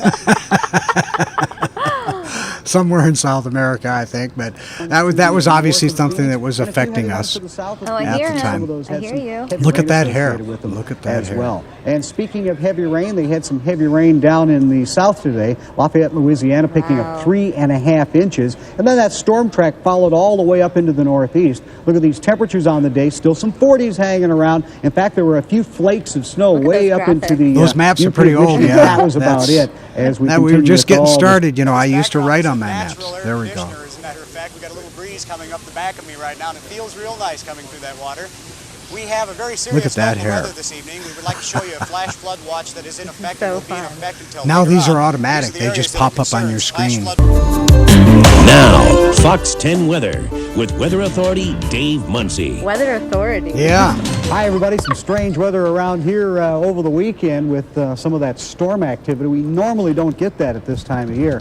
Got a big picture up here. We can see South America. In fact, we're going to be talking about some of the weather in Argentina. Don't cry for me, Argentina. No, it was rain. It was Argentina. I was just guessing. It's so great to look at some of this old video. Look at how skinny you know what's amazing? Wow. You used to wear vests. We've never seen you in a vest. Yeah, now it's only white shirts and ties. I used to wear vests. I used to wear suspenders quite a bit as well. But when I injured my back, I had to give up the suspenders because they hurt my shoulder to wear them. So that's where I had gone from vests to suspenders, and I had to end up giving them up. This is so cool to watch some of your old weathercasts. And I don't even know what's going to come next because I'm pulling these from the archives, so I have no idea what the next thing is going to be. Weather throughout most of the country, and then the warm stuff We did down already here. see Tomorrow's highs, not much change. We'll get rid of some of those 40s, replace them with 50s in the Great Lakes. Everybody else doing just about the same. We'll stay about the same down here as well. Here's our 97 today. There were a few hundreds hanging around. We'll see more of those, of course, some 70s in the mountains. Look for the 40s in the mountains tonight. It'll be the 50s, 60s, and 70s across our desert locations. And tomorrow afternoon, temperatures were about the same as they were today. This looks like it's probably about this time of year. We're starting to be on the downfall. Look at that cheap little map there that I made. I actually made that map so that I could be outside. Tells the story. It's so great. People loved it. We had a great time back then. So apparently there's also a video of your reports on weather safety. Our water safety. Our water safety. Okay. Let's see what we have there. I see one right there. Right here. So I'm going to pull that up in a second. Once again, a flash flood watch is in effect for many of the counties. We'll show you those. All right, let's go ahead and play this water safety one. Off-land sunsplash, there are plenty of lifeguards, all Red Cross trained and CPR certified. But most accidents involving children around water don't happen in a place like this. They happen in your own. Kids who go out and are in the water having a great time, don't ever assume that they're okay. And that includes leaving them for just a few seconds, even to answer the phone. Portable phones you can have with you at poolside are fine. And keep the 911 emergency number written on that phone. Now, if your phone is not portable, let it ring or take the children with you when you answer. The toys you have around the pool are okay. They just shouldn't be in the water when the kids aren't in the pool. A toy left floating in an empty pool is a big temptation to a little child. Take all of the toys out of the pool area when you leave. If someone's in trouble, lay down on the edge of the pool and help them to the side. There are objects around the pool that can help in this situation. Have a ring buoy available. And some of the long-handled brushes and scoops used for cleaning can also be used to help save a life. And don't rely on inflatable cuffs this little one is wearing. How long have you been saying watch your kids around water? 35 years. 35 years. And you know, the thing is, I'm watching this from years ago, and the message has not changed. United States Coast Guard approved The message, the method device. has not changed. And each safety tip always comes back to constant adult supervision. Anytime you have an area of activity, a recreational area, firefighters take the behind time you, so to that understand probably is the hazards of that that's area. probably a water safety. And event remember, that she's when at. everyone is leaving the pool, it's a good idea to add a padlock to the fence gate. There's no such thing as overdoing it when we're talking I about know what watching this our is. children This around was water. giving me an We're in a award. beautiful pool That's area what it right was. now. One of the nice things Yeah, they snuck up on me. Those are the people from the Water Safety Coalition. Oh, cool, because Alfredo Yeah. had just asked about this video. Yeah, they gave me a couple of awards, as a matter of fact, and they snuck. That's Jay Arthur right there. Yeah. Oh, that's really. That goes back. That's about a year or so ago. And I had just been doing something on the air, so you see I have all my stuff on there. And they really did surprise me. I had no idea they were in the building, and that's a traveling trophy that they gave me that they give out every year to a different person involved in water safety. Not this one. That's a trophy I got to keep right there, and that was for station involvement in water safety. And then they gave me another bigger trophy that was the traveling trophy. I think we'll see that now. There it is right there, yeah. This is so cool. Ron in Arizona is asking how long you've been in Arizona. Have you been in Arizona for 40 years? Oh, Or yeah. have you been in Arizona for longer than I've been 40? in Arizona for longer than that. I worked down in Casa Grande for a couple of years on the radio station down there. And in fact, almost ended up living in Casa Grande because of that. Looked for a home down there and was about to really pull the trigger and become a part owner in the station down there. And KUPD came calling. Are they still around? Are they still a radio station? I'm not. KUPD. Anyway, they called me, and boy, I flew up here. It was my opportunity to get into Phoenix, and then from there I came here. So yeah, it was a good move that I made at that time. But yeah, 35 years that we've been doing that, and you can see the kids aren't paying any attention to me. Well, I mean, these are just like different clips from all sorts of things that you've covered over the Yeah, years. we've gone out and talked to different people. Once again, that was Dave Munsey Day that they were proclaiming there, and we're going to have to get the sound from that, maybe because he may say the day on that particular one. And then I could find out what day that is. Well, you hear the phrase, watch your kids around. Oh, that is, What do yeah, you think that's the of? one. Dave Munsey, of course. He's been talking about and preaching water safety and drowning prevention for more than 30 years. And today, we're going to be giving him a really big honor, actually 2 big honors. And joining us today is the Mesa Fire Department and also the Drowning Prevention Coalition of Arizona. This, right? Yep.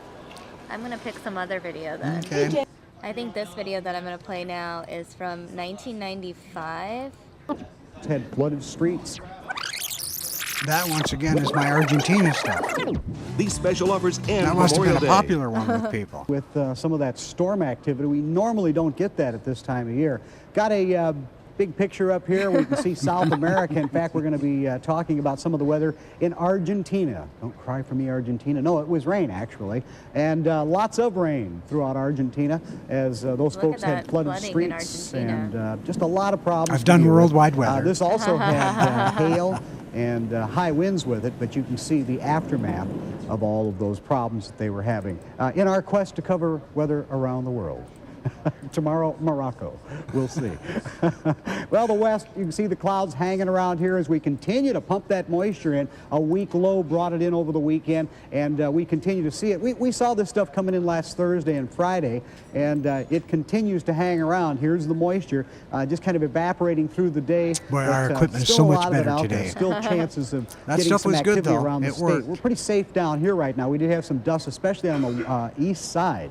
97 for a high today, 75 the morning low, 94 and 65 normals for this time of year, 105 record high, 48 our record low for the day. Currently, we have 88 degrees, 29 on the humidity, dew point temperature at 52. The winds have reduced themselves to south at 9 now, and the barometer rising, 2977. West doesn't look too bad. You see this late afternoon gathering of thunderstorms all through the southwest and then down here as well. Most of that stuff staying to the north or extreme southeastern portion of our state. Here's a cold front right through here. You can see it's really got some storm activity all along the entire front. And big heavy stuff in the midsection of the country last night. And then down here just today, we've mentioned already, just scattered thunderstorms. Some of those thunderstorms somewhat heavy. We had some heavy ones to the north of Phoenix and a few heavy ones to the south of Phoenix, and some of those had some heavy rain associated with them as well. My goodness. And speaking of heavy rain, I just learned from our my web goodness, producer yeah. Kim some big news, and Dave Munsey is seeing it right here and reacting for the first time. So I wanted to share it with you guys. This just came in from the governor himself. Oh, isn't that something? Governor Doug Yeah, Ducey wow. has tweeted this just now. Looks like everyone is excited about today. Let's go ahead and share this with our viewers. Congratulations to the best dressed weatherman on TV, Arizona icon FOX10 Dave, celebrating 40 years at FOX10 Phoenix today. Well, very nice. That's Thank so you, Governor. exciting. He just tweeted that a minute ago. Thank you, Governor. That is so nice. Any words and for that's, the governor? Well, I'm a little stunned right now. I'm a little, that surprises me. You know, that he even knows I'm here, you know, that he's got so much to do and so much on his plate that he would take time for something like that. Thank you. I appreciate your time because I know it's extremely valuable. Very cool. Yeah, that's very nice. I appreciate that. So now I have this video clip from 1980. So we're going to go back, I guess that would be 35 years, right? That would be a couple of years ago. 1980, 35 years ago. I have not watched this clip yet, I don't think. So let me go ahead and pull this up. Because, you know, I did stories too. Oh, you you never know. did? Yeah, I was a reporter as well. I didn't do all weather. I sometimes went out and did stories. I was just wondering if this might not be one of those. This might be a story One that of you those did. incidents. We'll see here. Let's listen.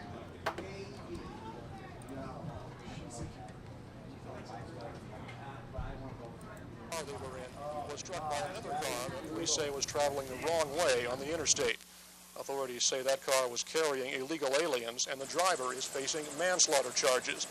Representative Dunn was serving her 4th term in the Arizona House. 6 years ago, Dave Munsey here with the weather with an incredible backdrop. Dave? Wow. Oh, well, that was we've seen this earlier. That's just where they introduced me to it. Up the back of me right now, and it feels real nice coming through that water. Yeah, I think that was over in the Phoenix City Plaza by the. And will be in effect until later on. These are the areas that it concerns. Flash flood watch is in effect for Yavapai, by the concert hall over there. Maricopa, Pinell, Graham, That's all Greeley, changed, of course. Pima, Santa Cruz, and Cochise counties. That'll be until midnight tonight, or unless there is a change, we'll of course let you know about that. Thunderstorms are developing in these areas. Some of them are very intense, could be accompanied by heavy rain. We may have some very heavy rain here in the valley, some local street flooding, and possibly some real heavy thunderstorms come moving through here. Remember now, a flash flood watch means the potential is very, Yeah, very I high like my for vests. I had a lot of suits with vests back then. Always had one on. And vests, however, look better on a trim person. I had that. Relative humidity at 34%. Wow. I want to read some more viewer comments while we watch this. Okay. Tess saying, Dave, you are our weatherman. Very cool. Alfredo saying, Dave was the original Corey McCloskey. Rachel saying, hi, Mr. Munsey. Happy anniversary. And the ozone level was at 68. As we come back to Civic Plaza here and take a look around, we'll look at the national map that we have out. Thunderstorm activity, as you can see, is occurring all throughout the southwest. People are commenting, isn't it? They are. Yeah, I do kind of agree with that. I was the original Corey because I was out. I would go out into the field, and in fact, we created a newscast around that. It was called Live at 5, and the idea behind Live at 5 was that if nothing else was live, the weather was going to be live. But we did a lot of things live on Live at 5. But the weather, it was built around the weather at that time. In fact, I actually ended up getting a weather van, which was dedicated to just doing my weather and being out just for the purpose of doing the weather. That was water safety there that you just saw, that you were just looking at. That was whatever that was. I believe was water safety. Water safety. I think we did a special on water safety. Is that John Hook? That's John Hook. Wow. Robin Garrison. And the video starts. The video is just on a frozen. Amy, they're supposed to be in pool. They had permission and they had all the things going for them. But Dave Munsey joins us now with kids who shouldn't go in that pool. And Dave, 9 times out of 10, it seems it's that gate around the pool. That's the big thing, John, you bet. And we're in a beautiful pool area right now. One of the nice things about it is it's very protected, got a nice fence. In fact, let me talk to you about that fence just a bit. That fence should be 5 feet tall. It should have no more than 4 inches between the spaces. It should open outward, and it should have a self-closing, self-latching gate. And if you're not using it, lock it. Come here, let me show you something. If you build the gate near a lawn area, make sure that you have some concrete on the other side of the lawn area because they can dig a hole right here and get up and underneath. And this one you can't do that because the concrete was right here. But we've had 2 drownings this year from children that have dug in a hole underneath this thing and then gotten up into the pool. So make sure that when you gate that pool, that you close the gate, you lock the gate, you secure the gate, and you make sure there's no other way in there. Because if there's a way in, take the gate down, it's not doing you any good. We want to remind people that when you put a pool in and you put the gate in and you make sure all of these things are secure, don't forget about it year after year. Go back every year and check it. Make sure, even in the wintertime, that everything is working. We did have a broken latch this year. That latch cost the life of a child. Costs $10 to replace it. So make sure that you check these things, you rattle everything. Just make sure that it's secure because these things can fall apart, they get weathered, things can erode underneath them. So make sure you do the safety checks once you get the safety in place. So true. Good advice, Dave. We have much more still to come on Fox 10 Safe Summer. Including a look at some of the items around your house that you've got to watch out for. They can be a danger. It looks harmless, but just a couple of inches of water. That was so fun to go back and watch. D just rocking in the chat room saying this is seriously the best FNN show I've had the pleasure of watching. Congrats to you, Dave Munsey. Thank you. Wow. Yeah, it's fun for me to go back and look at that stuff. I forget that you forget you were young. And boy, I'll tell you, that water safety stuff, though, it's not changed. It's the same message. So, once you get it, stick with it. It's the same thing. Well, Dave Munsey, any final words, final thoughts? Do you No. want to give us the weather update for today? Well, there's not much to give. It's pretty warm out there. I was going to check and see how close we were getting to a record. I haven't had a chance to do that yet. Because everyone wants to shake your hand and hang out with you. They haven't even let you do your job for today. Well, as soon as you walked in, I was like, Dave, you need to sit with me at 3 o'clock. I'm telling all the viewers you're going to be here at 3. So thank you for giving us the half an hour You of bet. your time. More I than appreciate 35 it. minutes. It was so fun to look at all those old clips with you. It And was a I'm lot sure of it was fun. super I loved all nostalgic. your comments. Thank you all for commenting. And people can reach you on Facebook and Twitter, right? That's true. Don't That's unfriend true. him. And I do appreciate all of you. I really, truly do, because we can't do any of this if you're not watching. If you're not there, then we're gone. And if you're not there for 40 years, I'm gone. So that's true, though. That's really what it is. It's we do this for you, and if you watch, then we get to stick around. And thank you for keeping me around. I appreciate it. Okay. Yay, Dave Munsey. Okay. All right, I'm going to let you get to your weather Okay. forecast. I'm going to switch things over. Kinsey will be joining you guys. And I see a very popular politician. There's a feed coming in. His name is Donald Trump. So let's listen in on what Mr. Trump is saying right now.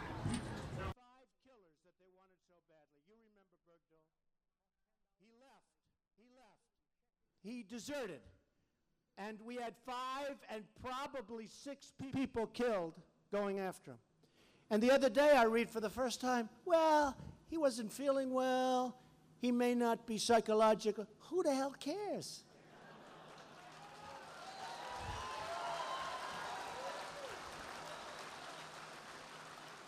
And they think he might get off with nothing. 6 people died. 6 people. And he was a deserter. Now, in the old days when we were strong, what did we do with deserters? That's right. There was no deserting. You deserted, you had problems. He deserts, well, he's got psychological. We'll let him off. He's a nice person, right? I don't think so.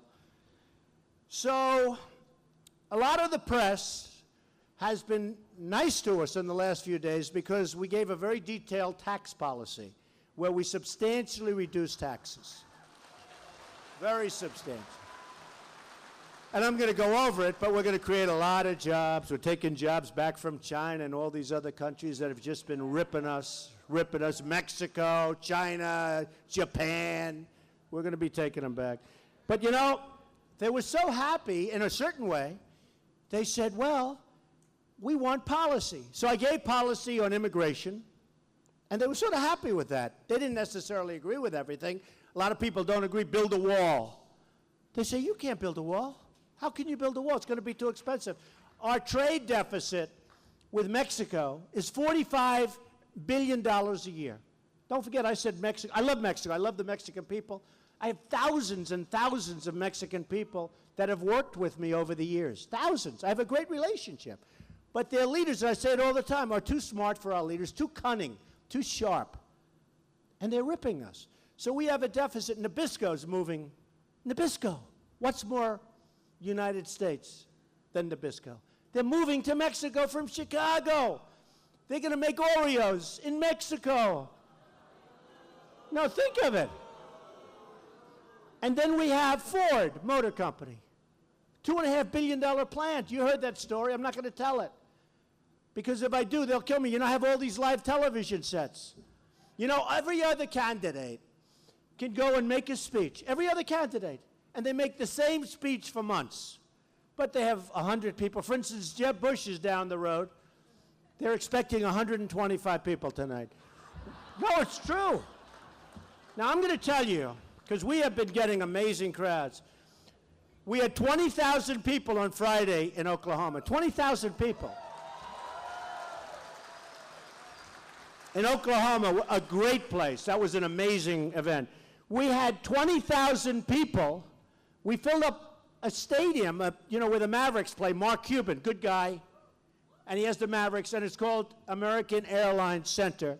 That's in Dallas. 20,000 people showed up. Some were so far up, I said, can you even see me?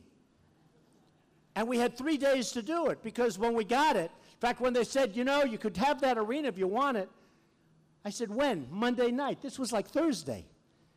I said, how can we fill it up? The first day they did 12,000 people. Then we went to Mobile, Alabama, as you know. Just before that, we had 35,000 people. It's been amazing. So tonight, and I want accurate counts, because these people, they don't count heads. You know, they'll say, yeah, the place was okay. The press, they are so By the way, pan out on these people, please. CNN and all of you live cameras, pan out.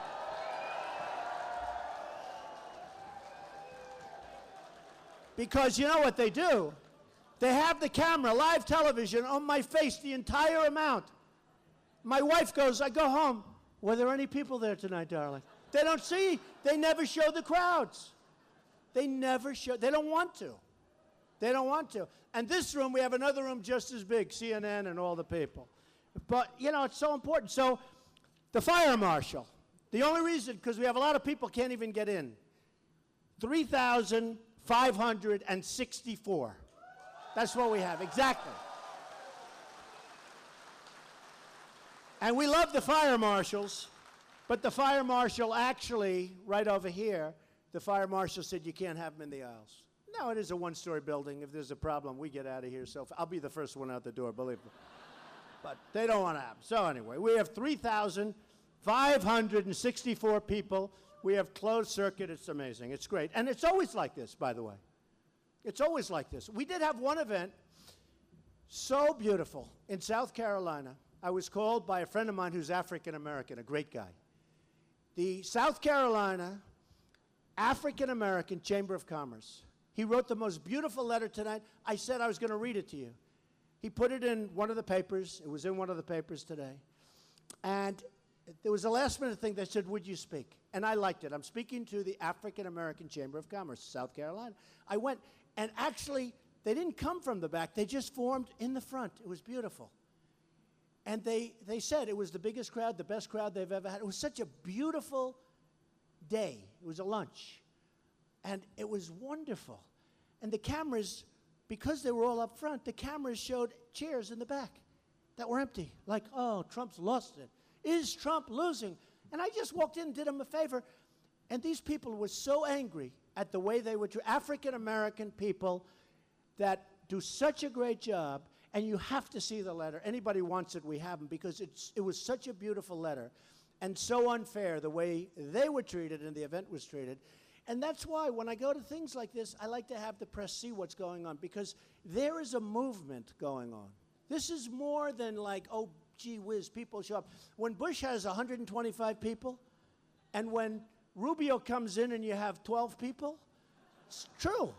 And when all of the other ones, I don't want to say about everybody, because some of them I really like, but nobody has crowds like us. Nobody. Including Bernie, who does pretty well. No, nobody. And the fact is something's happening. Something incredible is happening. So what's gone on is we put in policy on immigration, and that's build a wall. People have to come into the country legally, have to do it, have to do it, have to do it, or we don't have a country. The anchor babies, we're going to have to do something there. And by the way, when I first brought that up, you know, people come in, they're in the other side, they're on the other side of the border. They have a baby, they walk across the border, because nobody stops anybody. You know, it's like we're open territory. The woman has a baby on our land in the United States. Now we have to take care of that baby for 85 years. That baby becomes a citizen. And I said, it can't be. And everybody said, oh no, that baby is a citizen, born in the United States, born on our land. Turned out I'm right. Because they're not coming in legally. And if you read the language, other than some television scholars that said, no, the baby's ours, we have to take care of the baby forever. People are coming from China. They're coming from all over Asia. They're coming from Latin America, South America. They're coming from Mexico. They walk across the border. It's ours. Doesn't read that way. And I didn't think, you know, they said, oh, you have to go through a whole big thing. Every state has to go to referendums. It's the 14th Amendment and so many different things, right? But it's not working that way. It's wrong. And I turned out to be right. Because the real scholars said, he's right. Now, maybe it's going to be, no, it's right. How can it be wrong? So this is something that's come up. We have to get rid of these sanctuary cities. It's disgraceful. It's disgraceful. Because I've had so many friends that I've made. First of all, you know, Kate, magnificent Kate, shot in the back and killed in San Francisco, sanctuary city. Can you believe it? I have property in San Francisco. I own a big chunk of the Bank of America building. Can you believe it? I feel when I hear San Francisco, I always felt so good. Now you learn about sanctuary cities. The state of Florida had sanctuary cities while Jeb Bush was governor. Nobody said anything. And, you know, I've gotten very friendly, very, very friendly with a lot of the people because it's become a very important issue for me, the whole thing with illegal immigration and crime. It's far worse than anybody in this room understands. Far worse. Far worse. Tremendous people come in. But you have some terrible, terrible problem. The other week, as you saw, got a lot of press. A woman, 66-year-old veteran, raped, sodomized, and killed by an illegal immigrant. Just came in, killed her. 66-year-old veteran, killed her. And that's happening all over. We're going to stop it. We're going to stop it. We're going to have a wall.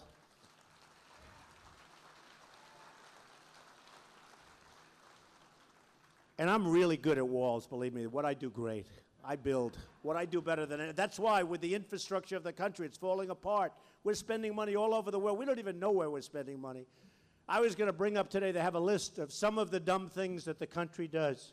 One of them was a washer. You know what a washer is? That's where the screw, you pop the washer, get a little extra grip. So it was a 2-cent washer. And by the time it went from, I think it was South Carolina to Texas, it was this circuitous route. It cost $988,000 to have it delivered over a long period of time. There's so many things like that. There are so many things. There are item after item, hammers that you buy for $7, $8, selling for thousands, that we buy as a country for thousands of dollars. Some people are getting really rich. Who are these people that are making these deals? You're probably saying, maybe I do too. We want a part of these companies, right? Well, I want a piece of it. But where they're selling things that sell in a store for pennies, they're selling them for thousands of dollars. There's so much fat, so much fat. And I get a lot of credit for coming out with immigration. Some people don't agree. They think it's harsh. Some people think it's great. You know, Dwight Eisenhower was a wonderful general and a respected president, and he moved 1 million people out of the country. Nobody said anything about it. When Trump does it, it's like, oh. When Eisenhower does, oh, it's fine. Well, he was allowed to do it. You know, we can't do it. That was also in the 50s. Remember that. Different time. That's when we had a country. That's when we had a country.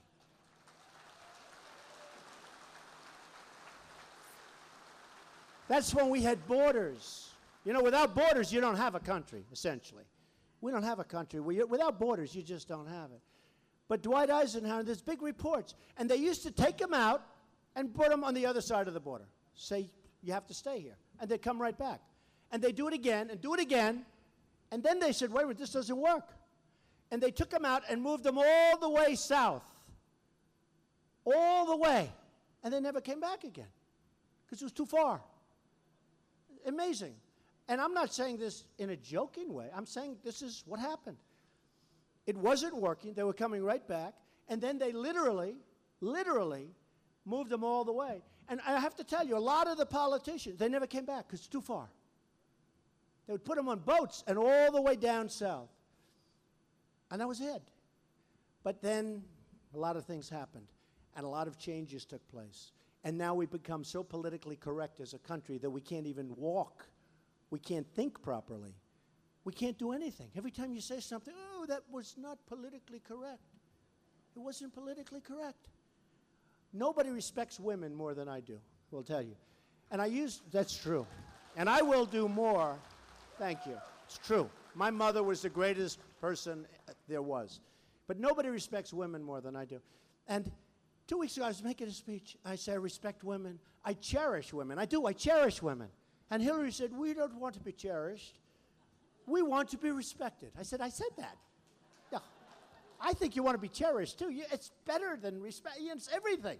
You want to be respected. You want to be loved. You want to be cherished. You want to be everything. I think. Am I right, women, or wrong? I mean, you know. And nobody cares more than I do. And I will tell you, women's health issues, where Jeb Bush recently said that he's not going to fund them. Then he said he misspoke. The word is misspoke. He misspoke. Can't misspeak. I mean, that's going to be so vital and so important. And we're going to take care of our women, but we're going to take care of our vets. We're going to take care of we're going to really take care of people.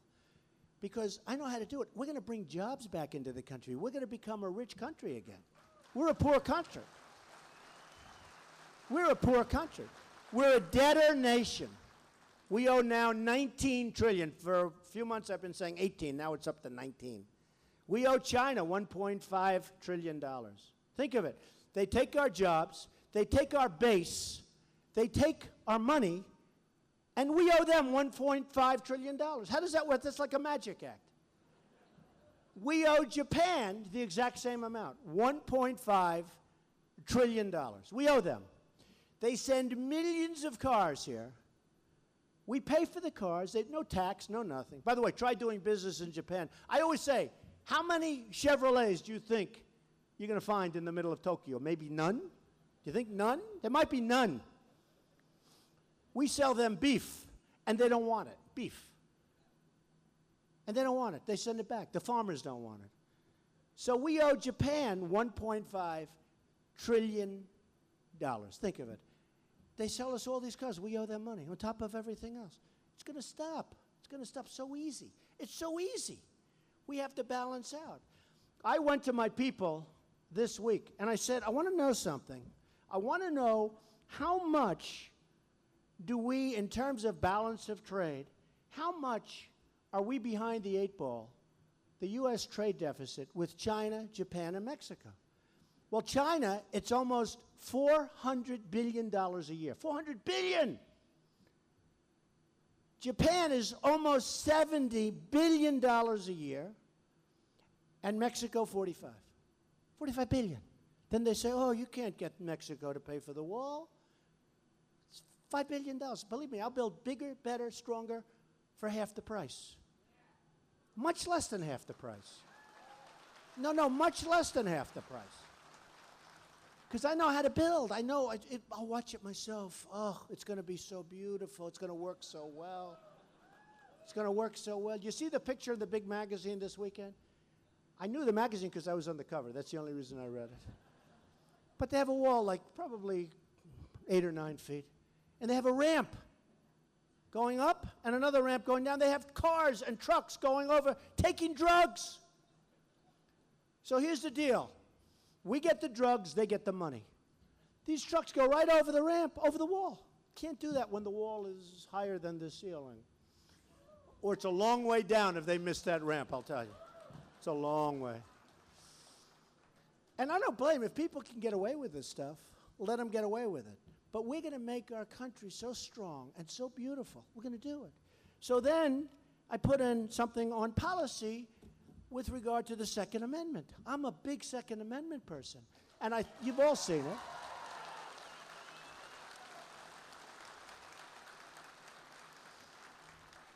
And in 2 weeks, this is something that I've really gotten to know a lot about. We're going to take care of our vets. I'm going to put in a policy paper on the veterans and the Veterans Administration, and I know what to do. These guys, it's not even the money. We spend so much money, but we have all thieves, tremendous corruption. A few weeks ago on Wednesday, we had the longest wait in the history of the Veterans Administration. You're in a waiting room. They waited days to see a doctor. They're dying. You saw that. You saw the reports.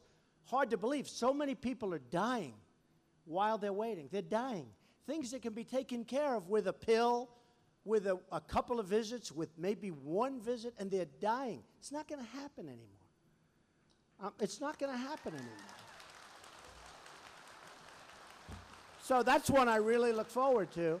And that one is going to be, and I'll tell you just briefly, I mean, it's common sense. When they're waiting too long, they're going to go to a private doctor, a private hospital, public hospital, whatever the hell is in the city. We're going to pay the bill, and they're going to take care of these people. Okay? We're going to take care of them.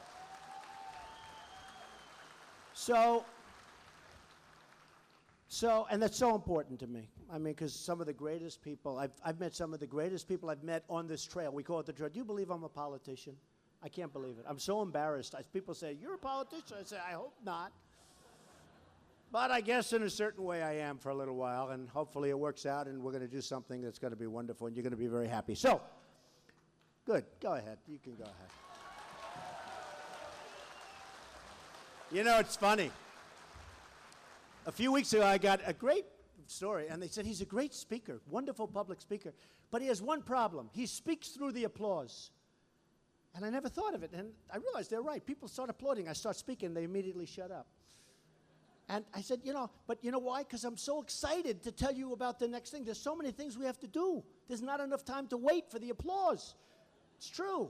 And I speak through the applause, and I think I'll keep doing it because it's exciting to me, right? Does that make sense?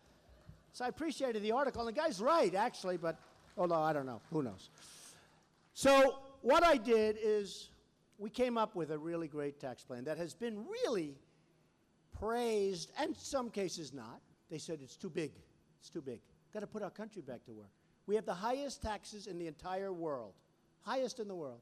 Our corporations are leaving our country because the taxes are too high. And I did a very sophisticated, very beautifully detailed policy paper. Now, a lot of the press would say, prior to that especially, and the Second Amendment, and frankly immigration, they would say, oh, he talks well, but he doesn't talk well. I went to great schools.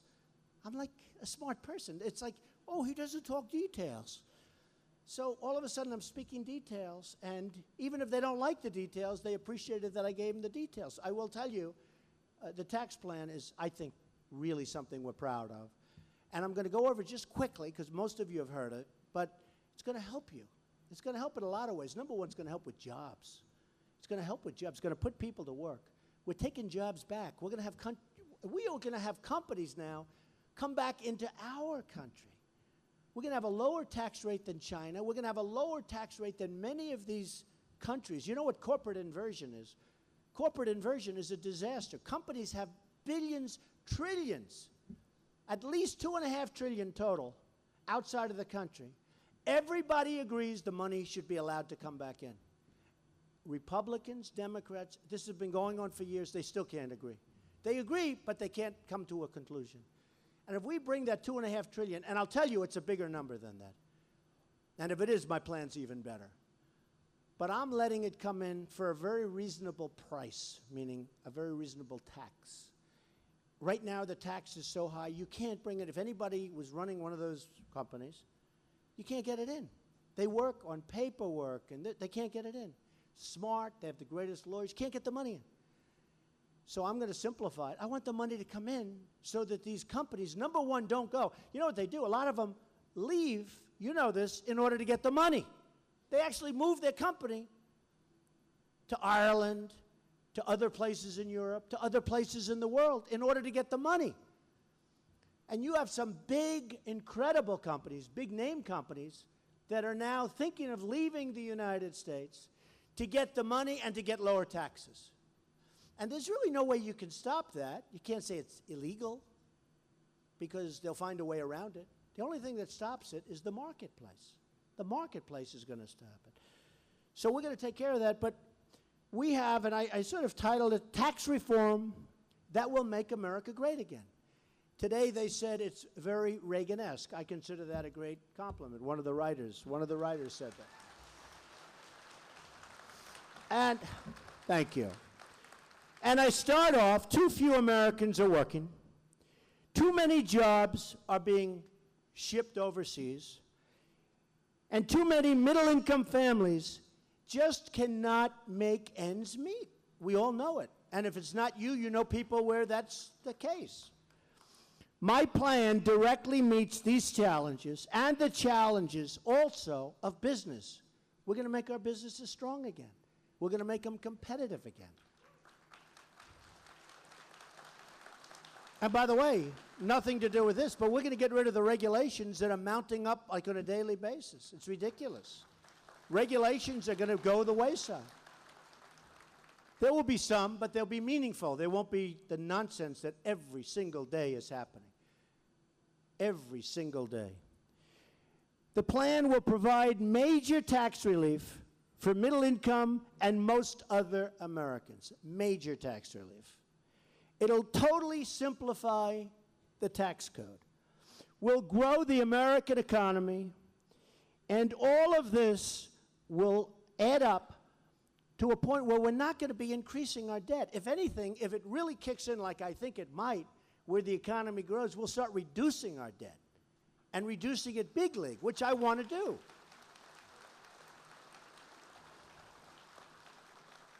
And again, I know the people I'm running against, and I know Democrats, Republicans. They can't do this, folks. I'm really good at it. Who's better at debt than I am? Who's better? Is there anybody?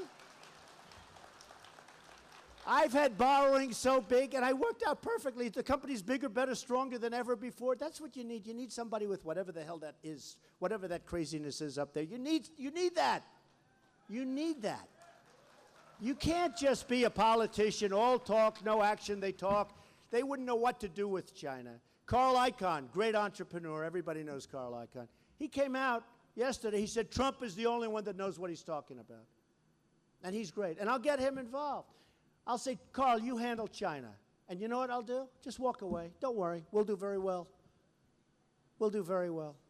We're going to come out great. We're not going to have a $400 billion deficit. That'll go away very rapidly. And we'll get along.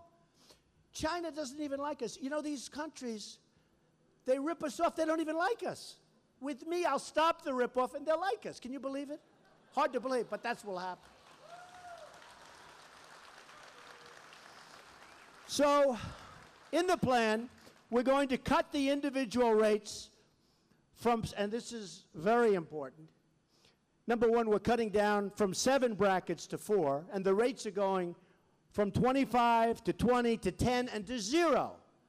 When somebody's not making enough to live, what's the purpose of them doing lengthy returns, going to get help from H&R Block, who we intend to put out of business because it's so ridiculous. So ridiculous. In order to pay us more, I mean, these people need help. They're not doing well. So what's the purpose? Plus, the bookkeeping, it'll be a tremendous percentage. But, and some are not paying now anyway, but they have to go through this process. It's brutal. So we're going to simplify, but think of it. 25%, 20%, and 10%. And that's a major reduction. Now, some people say it's too big a reduction. Some of the great geniuses that haven't made $1 in their life, not $1, they haven't created one job. Well, I think it's too much. The only dollars they get is from their mouth. Then, if you're single and earn less than $25,000, or married and jointly earn less than $50,000, you will not pay any income tax. Okay? You won't, if that's the way it is. What's the purpose? What is the purpose? We eliminate the marriage penalty, which is a killer for so many people. A killer. What's the purpose of that? And by the way, everyone agrees and they can't get it done. We eliminate the AMT, which is the alternative minimum tax. We eliminate it.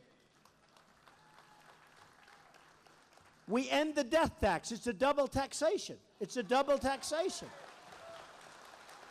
I mean, a lot of you, as an example, in New Hampshire, you have a store, you have a little building, you have you leave it to your kids. The kids get a tax bill where they have to pay 35 and even 50% in estate taxes. Now they mortgage up the business. The bank ends up taking it over because they have to pay the estate taxes. And you've been paying taxes all the while. It's double taxation, and it has to end. So many businesses have been destroyed by the death tax or the estate tax, as people like to call it. But so many businesses. So it's very important. Our plan reduces and or totally eliminates most of the deductions and loopholes available to special interests, who, by the way, are supporting Bush and Rubio and most of them, and Hillary, big league Hillary, big league Bush.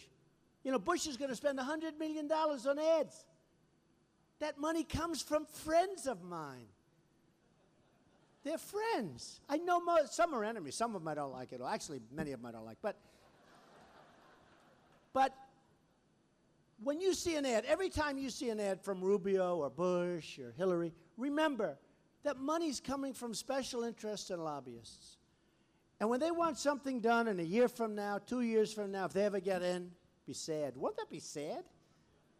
If Trump doesn't make it, won't that be a terrible thing? But when that money gets spent on, you know, millions, 25 million, Jeb today put in an order, I hear, 25 million for ads. Well, what do you do when you're weak on immigration and you're in favor of Common Core? How do you solve that problem with ads? I don't think you solve it. Rubio, the same thing. He's very, very, very weak on immigration. A member of the Gang of Eight, totally weak on immigration. How do you solve a problem when you say people can just pour in? Made a speech not so long ago in Spanish saying he wants to open up the borders, essentially. He didn't want you people hearing it, so he made the speech in Spanish. No, it's true. But he's very weak on illegal immigration. And I don't think, I'm not sure, I may be wrong, but whether you're Rubio or Bush, I have to tell you one story. Do you mind? So Bush is the mentor of Rubio. And everybody said, this is politics at its lowest and worst. I can't stand these politicians, right? So Bush is the mentor. And he goes out, and he says, yes, and he pushed, and everybody said Rubio will never run because it would be disrespectful to his mentor. And I understand that. It's called loyalty, right? I mean, that's sort of nice. Hello, folks, how are you? That's sort of nice, right? You know, you're loyal. I believe in that. So everyone said Rubio will never run. The great genius pundits, they're on Fox and CNN and MS, and they're all there. And, oh, no, he'll never run. He runs. They're all wrong. Very disloyal. It was disloyal. He was very young. He runs. And they ask Bush, what do you think of Rubio? Rubio comes out and he's talking about Bush and, you know. What do you think of Rubio? He's my dear friend. He's so wonderful. I love him so much. Then they asked Rubio, who's running against Bush? And he, you know, probably shouldn't be from a loyalty standpoint. The veterans know what I mean about loyalty, right? Right? Right? So they ask Rubio, what do you think of Bush? Oh, he's my dear friend. Wonderful, just one. They hate each other. They hate. Trust me, I know. They hate so much. They hate more than anybody in this room hates their neighbor. But it's political bullshit. Do you understand? It's true. It's true.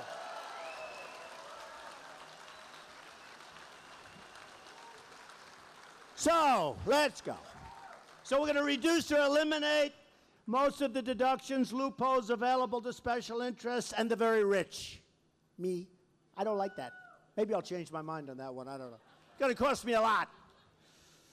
While preserving charitable giving, which is important, and giving mortgage interest deductions, we want to leave the mortgage interest. You know, a couple of the plans, yeah, you got to have it. You know, a lot of people were worried about real estate. Try taking the mortgage interest deduction out. You'll see what's going to happen to real estate. You want to see a crash? Try that one.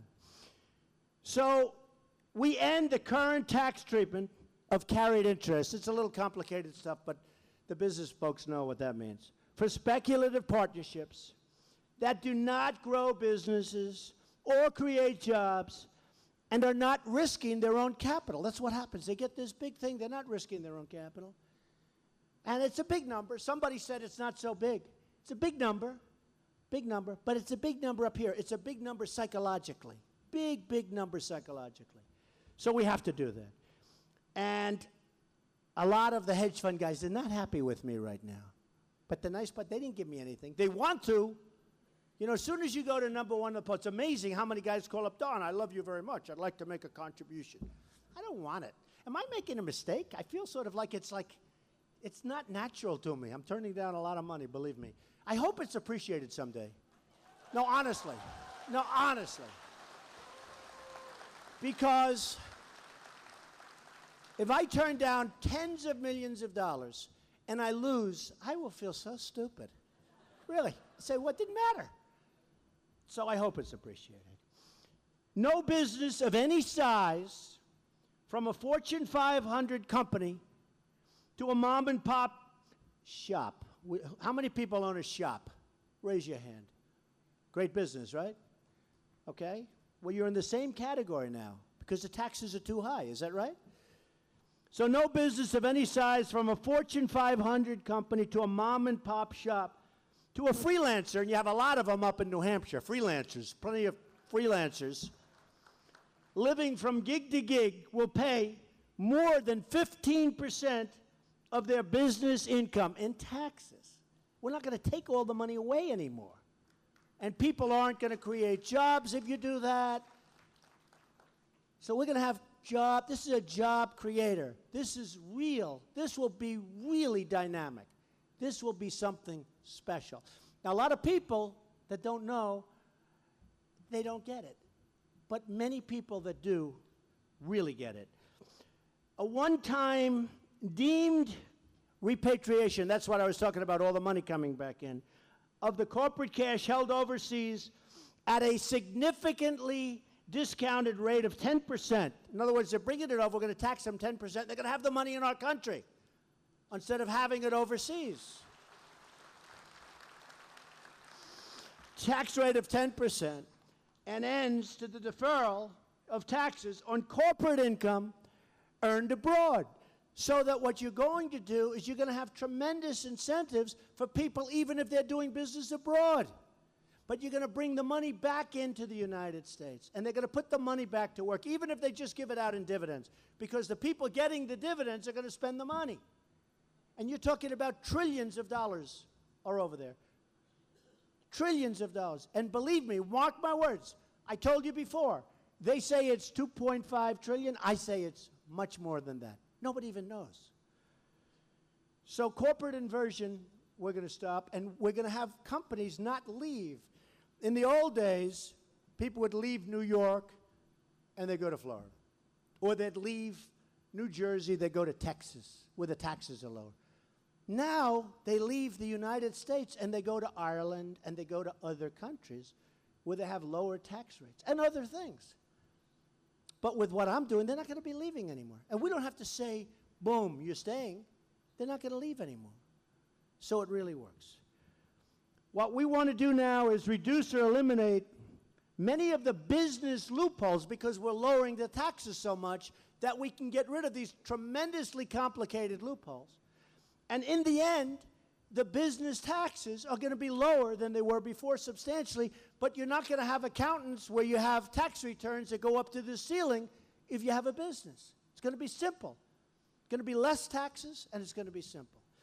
So we're going to be in a position to do some amazing things. And I've gotten just so many people are so thrilled with what I said about taxes, and I thought I'd review it for you. I did this the other day at Trump Tower, and we had a great turnout, and as I said, we had just amazing response. So let's talk a little bit about ISIS, and let's talk about our country. We spent, thank you, we spent so much money in the Middle East. Just spent trillions. Just in Iraq, $2 trillion. Just in Iraq. Not to mention, even more importantly, the lives and the wounded warriors who I love. These are the greatest of all. This guy has no clue what's going on behind him and over him. Sorry, our feed's actually been interrupted by a Los Angeles car chase, so this is our satellite feed being interrupted. Yeah. Our Trump feed is being interrupted by a Los Angeles car chase, so I apologize. Let's just hang. We're good with this. I mean, when it becomes a pursuit, if you want to get fancy, I'm all about it. But right now, okay, let's see.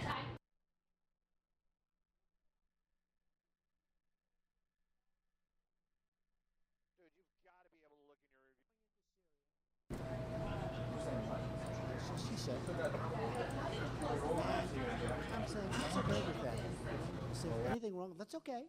It's all right.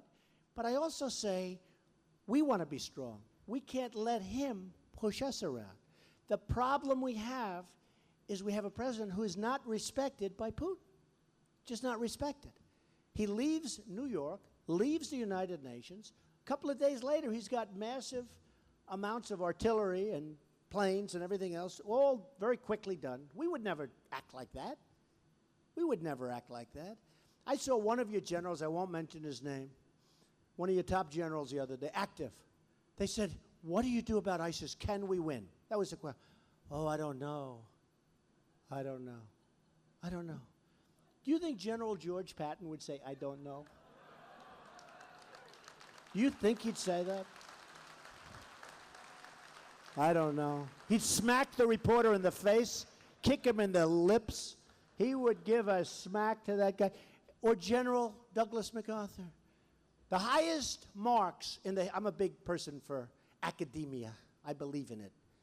The highest marks in the history of West Point, General MacArthur, a great general.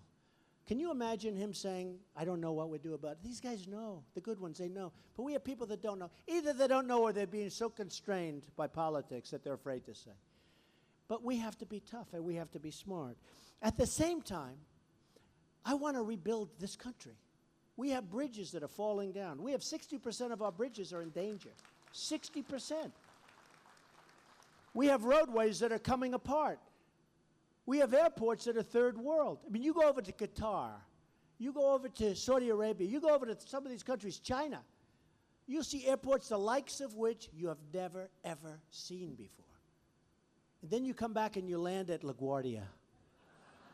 It's true, potholes, potholes. You land at LaGuardia or Newark or LAX, and you walk into a filthy terminal that's falling apart with broken terrazzo floors. And that's what we have. We used to be the leader. We have to rebuild our own country. And you know, when you owe $19 trillion and you want to take care of the vets and you want to build up the military, because I will build up the military so big, so strong. Nobody's going to mess with us. Nobody. Nobody. Now, with that being said, but you have to know when to use it. You have to know when, right? I mean, you have to know when. So in 2004 and 2003, I said, don't go into Iraq. I didn't know that much about Iraq, but I knew this. Iraq and Iran are always fighting, and they're equals.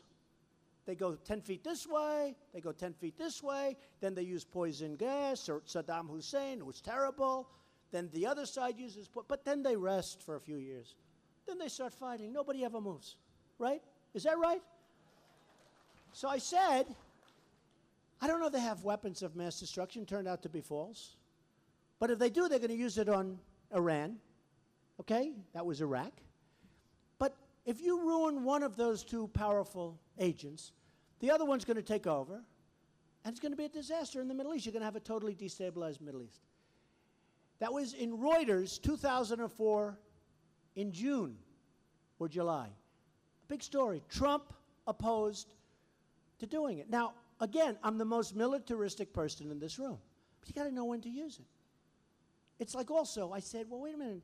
Of all of these guys that blew up the World Trade Center, they all went back to Saudi Arabia, the families. They sent their families back a day early to Saudi Arabia. I said, but why are we going after Iraq right now? The families went back to Saudi Arabia. They didn't go back to Iraq. I think one might have. Nobody knows. We know nothing. We know nothing. We know nothing. But I said you're going to destabilize the Middle East. So here's what happens. We totally wiped out Iraq, totally destabilized the Middle East, gave other people ideas that you can actually knock these things out. Iran, as you sit here tonight, is taking over Iraq, which, by the way, has one of the richest oil reserves in the world. Their oil is unbelievable in Iraq. Underground. One of the biggest in the world. So they totally take over, and they're going to very soon. So we spend all this money, all these lives, all these wounded warriors. We get nothing. We got nothing because we have stupid leadership. Now, if you know anything about the Soviet Union, if you want the real truth, the Soviet Union broke up because they spent so much money in Afghanistan. Okay? They spent so much money that they were going bust. And that's the primary reason, or certainly one of the primary reasons, that the Soviet Union broke up. The Afghanistani people, great fighters, always have been known. I have a friend of mine, he's a big war historian. Among the best fighters, Afghanistan. So the Soviet Union, so now we have the Soviet Union wants to go to Syria. And they want to knock the hell out of people. And we're fighting Assad, because Assad's our enemy, and we're fighting Syria. Now Syria wants to fight Assad. Think of this, just put it together. You know, a lot of people, I get a little credit. They say, oh, that's not really nice what he said. Give me a break. So you have ISIS that wants to take on Assad. So we're fighting ISIS, but we want to fight Assad. Why don't you let those two fight for a little while? And take over the remnants, right? I mean, I guarantee you that Assad is sitting back saying that president is one of the dumbest human beings on earth. It's true. So you have ISIS that wants to fight Assad, and ISIS can't because we're bombing them. We're not doing the job, but we're certainly, you know, hurting them. So they're not going after Assad.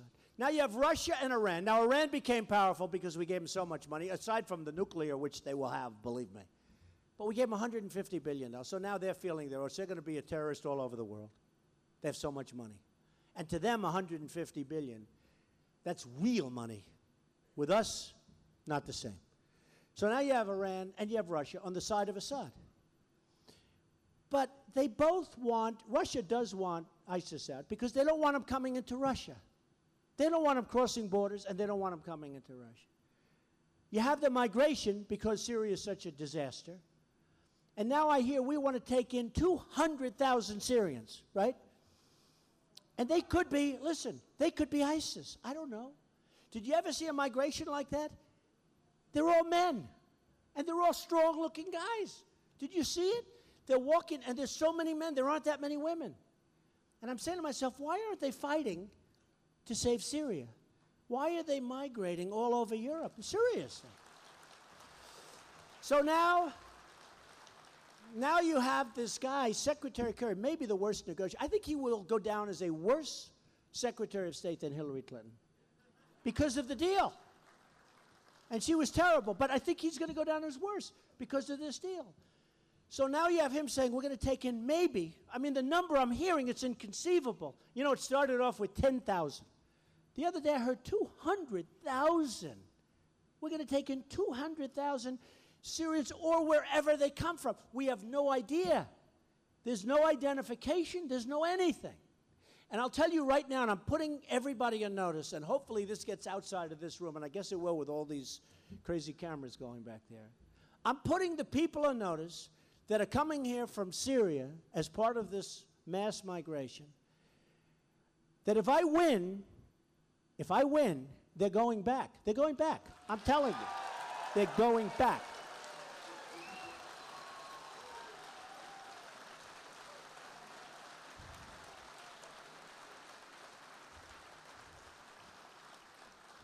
Because, you know, military tactics are very interesting. This could be one of the great tactical ploys of all time. A 200,000-man army, maybe.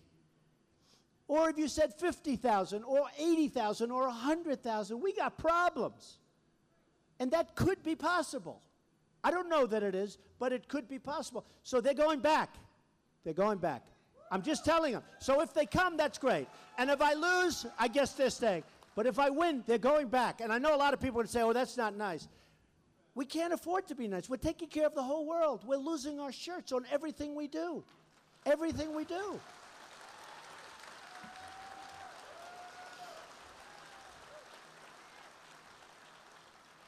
So tonight I'm doing a show on CNN at 10 o'clock.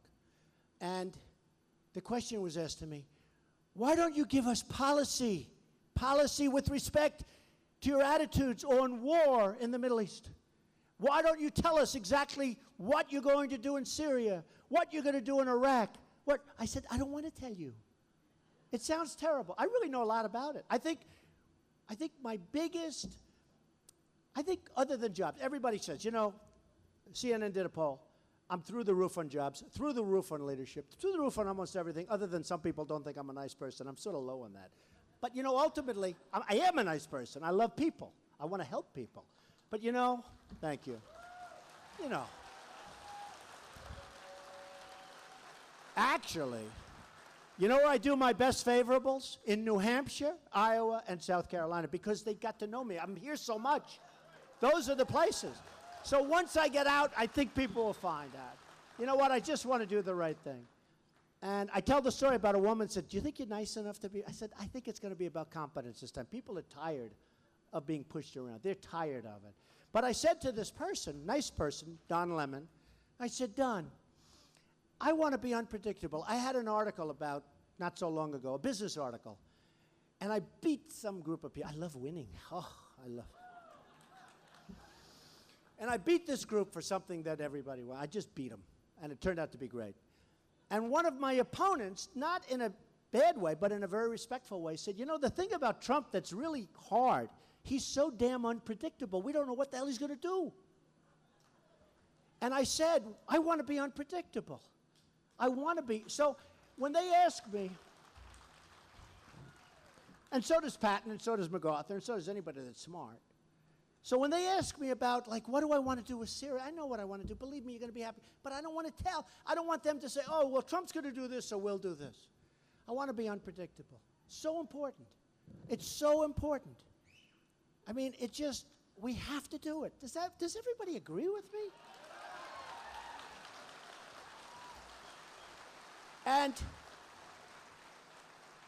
And maybe if you're unpredictable, the stupid people are going to say, oh, well, he doesn't know that much.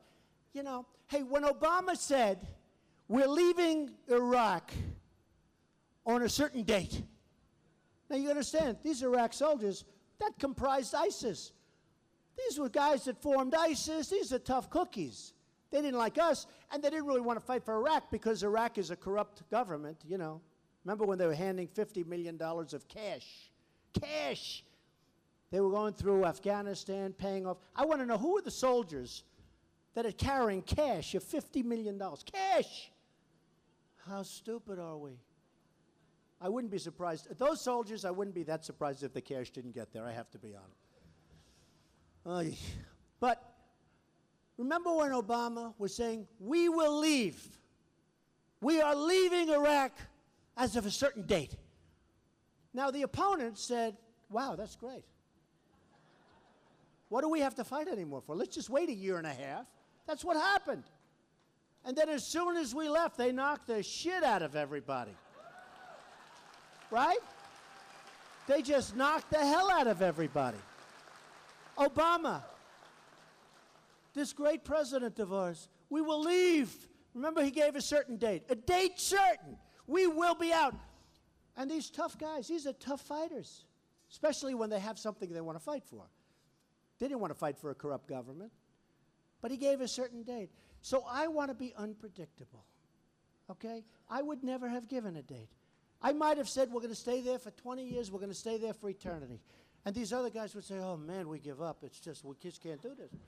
No, honestly, they would have said it. We were doing fine. I mean, look, we shouldn't have been there, but we were doing okay toward the end, and then we took everybody out. But instead, if you would have said, no, no, we're going to be there forever, and I didn't want to go in, but I would have said, no, we're never leaving. We're never leaving. They would have said, okay, this guy's crazy. We're out of here. Don't we want that as a thing, right? So I love the people of New Hampshire. I love you.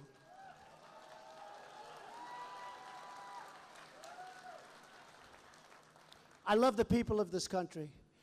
And I didn't really want to do this. I did something. I have this. People actually thought I wouldn't run because they'd say, why would he do this? It's hard, nasty. The press is horrible. Not all of it, but horrible. You know, it's hard. And they say, why would he do it? I do it because we have a chance to make this country greater than it's ever been before. I really believe that.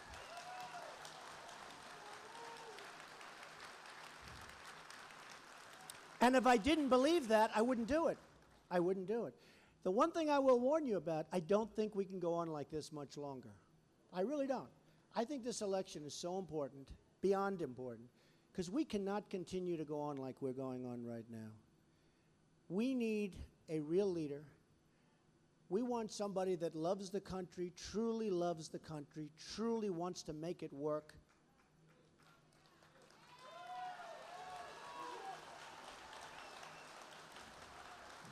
And I can promise you this. I can promise you this. If I get elected president, we will indeed make America great again. That I can tell you. That I can tell you. Thank you. Thank you. Thank you, everybody. Thank you very much, everybody. We love you all. Thank you. Thank you.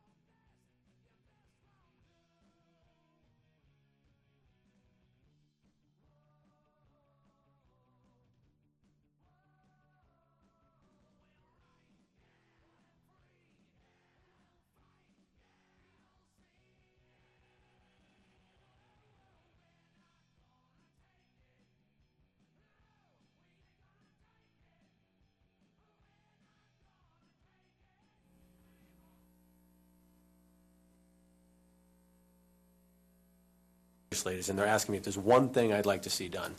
And I say exactly this. We need consistent, standardized drug treatment in our correctional facilities, every single one of them. And the minute I say that, they say, "Ooh, but that would be a lot of money." Well, if that's what it takes, then that's what we do. Because we need to shrink that addiction pool. It just has to happen. And what the superintendent is doing over at his facility is amazing. And we could duplicate that in every correctional facility in the state. So when you walk into Hillsborough County or you walk into Sullivan County, you're getting the same care. And then you partner it up with the recovery centers around the state of New Hampshire. And I think that would shrink a lot of things. But again, I have to convince my own legislators in Manchester that a drug court's a good thing. And some of them don't believe it is. So that's really where the rubber hits the road, is the politicians in this state to actually open up the pocketbook and start doing some of the innovative things that we discuss. And Scott, I think that the forum is good to continue to raise awareness and to try and build support, because I've been in these transitional housing facilities, and in this area where these tables are, there's 5 beds.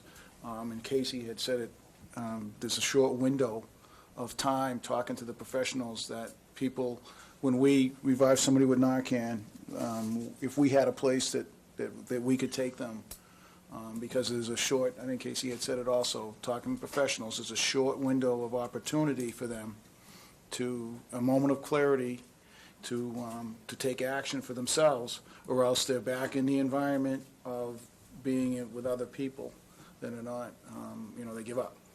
So I would continue to advocate for transitional housing, because we see these people, our firefighters and EMS workers are compassionate people. We care about these people, and we're frustrated also. Chief, why don't you tell us a story about the firefighters that found a heroin addict that had the instructions for Narcan on his chest and the Narcan in his pocket. Yes, he was a fatality, and he had his, the state of Massachusetts gives prescriptions for Narcan. He had his prescription with his instructions, but unfortunately had passed away. So it was, in Mayor, we're up to 102. We had another one this morning. So it stops. It continues. Well, we can sit here and say, what are the fixes? I think that if anybody had that silver bullet, it would have been passed around through this entire country. There is no single silver bullet, and as we've heard, we can talk about prescription drugs and opiates and how dangerous they are. But I think that the first stance has to be at a much bigger level than what we're having right here at CMC, because CMC is a great hospital. I will advocate for CMC every day. They saved my life here, so it's a great place. Bring that manager. I can tell you that we need to do something, and it's got to be, Governor, truthfully, at the presidential level. The candidates have to start talking. I know that they've been talking and they've talked about it because I guess I kind of browbeat you all when you come into my office. That's the first thing we talk about. We did. But it's got to be something that we have a conversation with to say, okay, let's go to the FDA today and get them to change that order of 11-year-olds. That's a start. That's a step in the positive direction. That sends a message. And, the other messages is the folks that are cutting the heroin with fentanyl, that's like attempted murder in my mind. Because somebody knows that somebody could die from this. So is there a law against that penalizes that in New Hampshire? No. Okay. This is, this reminds me of the good old days when I was governor. The way you solve these things is never one thing. It's a comprehensive thing, and you create a strategy, you benchmark it, you garner support, you lead, and you create an environment where everybody's in it together. Law enforcement, prevention, treatment, all together, the recovery community, so that people are empowered and feel hope. And you benchmark it, and when there's a problem, you fix it, and you go at it. That's what this is. It's not Washington. If you're expecting the President of the United States, Barack Obama, or the next president to do this, he can partner. This has to be the highest priority of every community first. And this is what we did in Florida, and we had dramatic reductions in both supply and demand, which is one of the great challenges as well, is the price of heroin is directly related to to the supply that is overwhelming right now, and the high quality nature of it is like nothing anybody's ever experienced before. So there needs to be we haven't talked about that part, but that's where the federal government could play a huge role in coordinating. Do you have a HIDA up here? We do. We have a HIDA, we're creating an OCDEF task force. It gives you some hope, or you? It does, because it'll be going after the high-level Mexican cartels, essentially. That'll be. What is that, Chief? I've never heard that. It's the organized crime. HIDA is the high-impact drug. It's a big drug traffic area. Big acronym. In Manchester's been designated federal, that. state, local law enforcement coordinating together, right? And it brings money in to do these investigations. But we're going a step further with that, and we're actually, so what the OCDEF task force is, it partners, you have a U.S. attorney that's actually embedded with law enforcement. You have the IRS going after money launderers, you have the DEA, local police, state police, and you actually pinpoint exactly where it's coming from. We've already done that, so that work's been done. And then we actually go after the Salona drug cartel. And that's what we talk about. That's the presidential level stuff that the mayor was talking about that could help cinch up the borders and really, I think, partnering with the government of Mexico, which clearly doesn't seem to be working all that well for us because they're coming across with impunity with these drugs. Even though we're taking unprecedented amounts of it off the street, we're still going down to Lawrence, Massachusetts and finding a drug house with 15 kilos of fentanyl in it ready to be mixed up with heroin. So that is the biggest piece. I read somewhere, maybe Manchester Union Leader or somewhere, where the Guzman's nephew was caught up here. That's correct. We had a case years ago, but that was that was a long time yes, ago. sir.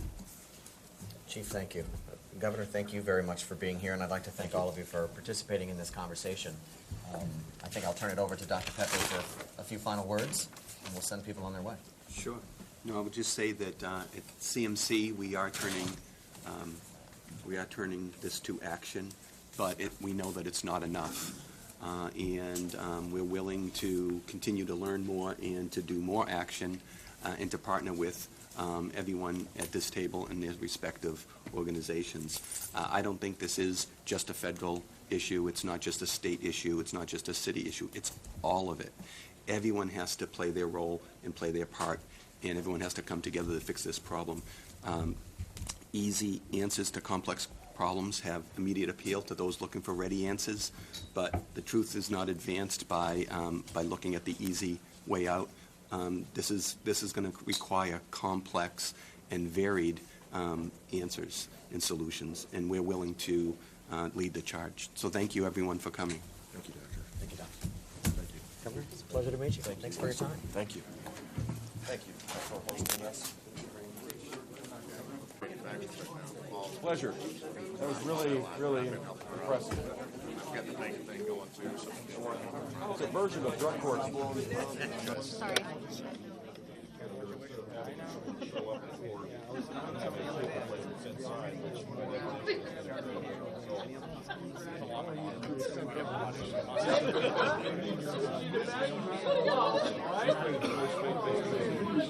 What do you want me to do?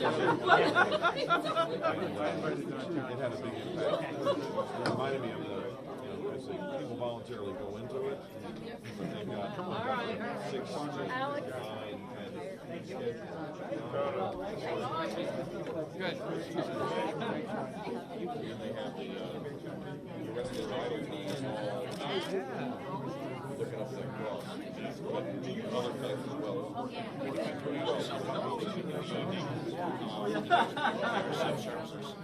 Okay. She was on. That's great. You're on the bus. Trust me. There's not even a shadow of a doubt on that. Everyone knows it. Don't you say anything? That's great.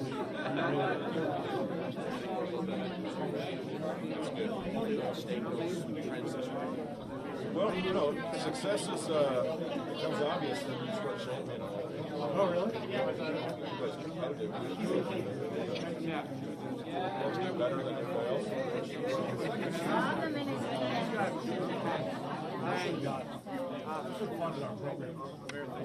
Second chance.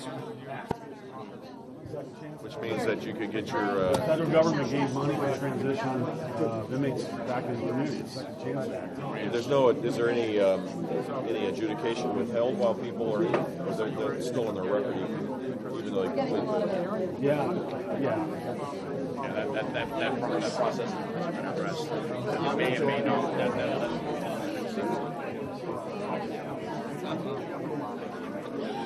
They require you to change the legislature to change the law. There's a movement in the country.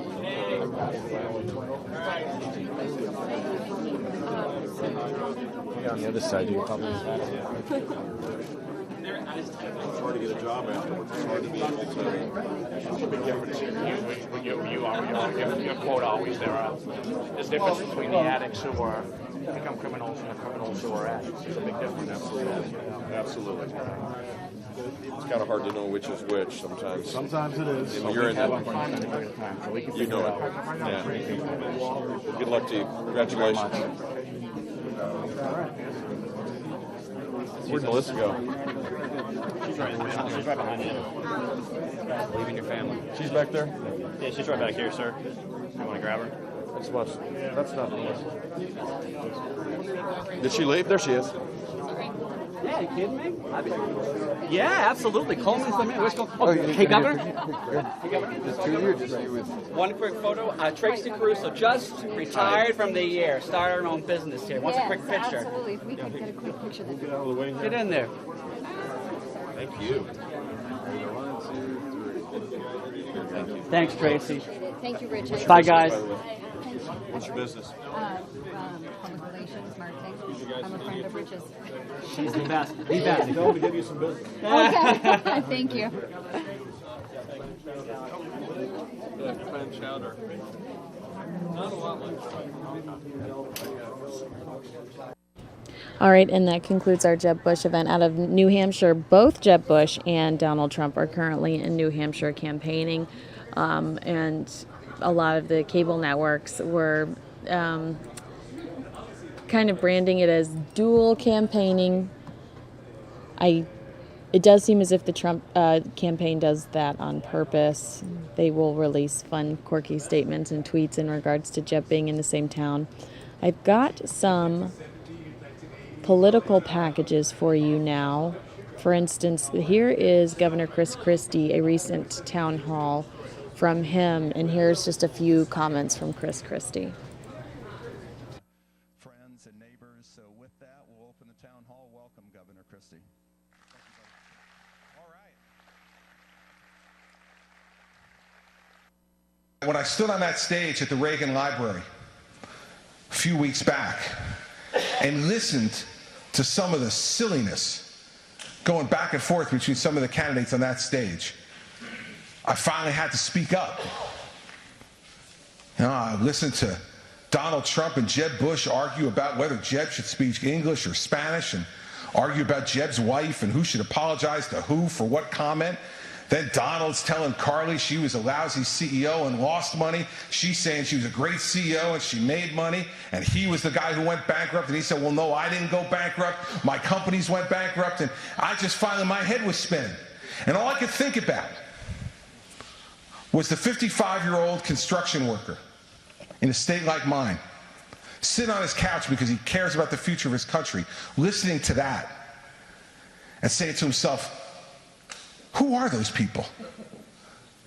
They don't know me or understand me at all. So I interrupted and I said, listen, people don't care about your careers. Let's all stipulate you've had very successful careers, both of you. Congratulations. But the careers I care about are the careers of the people out on those couches, in those living rooms in the United States who are suffering under a government that continues to repress them and steal opportunity from them. And we should be talking about those issues on that stage, not about who made more money or less money, who speaks Spanish or English, whose wife has been insulted or not insulted. Take that outside, out back later on, not on the debate stage.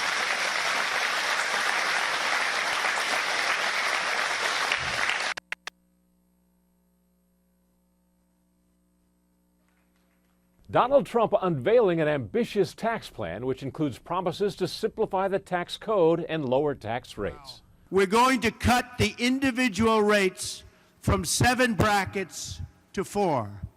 Simplification.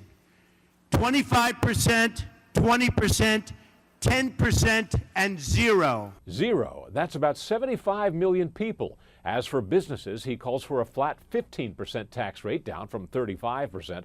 In his rise to political stardom, many have criticized the real estate mogul for not outlining specifics while consistently claiming he will make America great again. He makes me laugh, but I don't think I really want, a clown for president. And so I think ultimately this is resorting itself. The numbers are changing. A new NBC Wall Street Journal poll shows Trump's time at the top might be numbered as Ben Carson moves to within 1 point. Meanwhile, Bernie Sanders, who continues to close the gap on Democrat Hillary Clinton, is also promising more money to low and middle class families. Today, we have cities in America that have raised the minimum wage to $15 an hour, and I'm going to do my best to make that happen nationally. Two former presidents are hoping to boost certain presidential bids now. Bill Clinton says he will take a more active role in his wife's campaign, while George W. Bush campaigns in Arkansas later this week for his brother Jeb. In Washington, Doug McKelway, Fox News.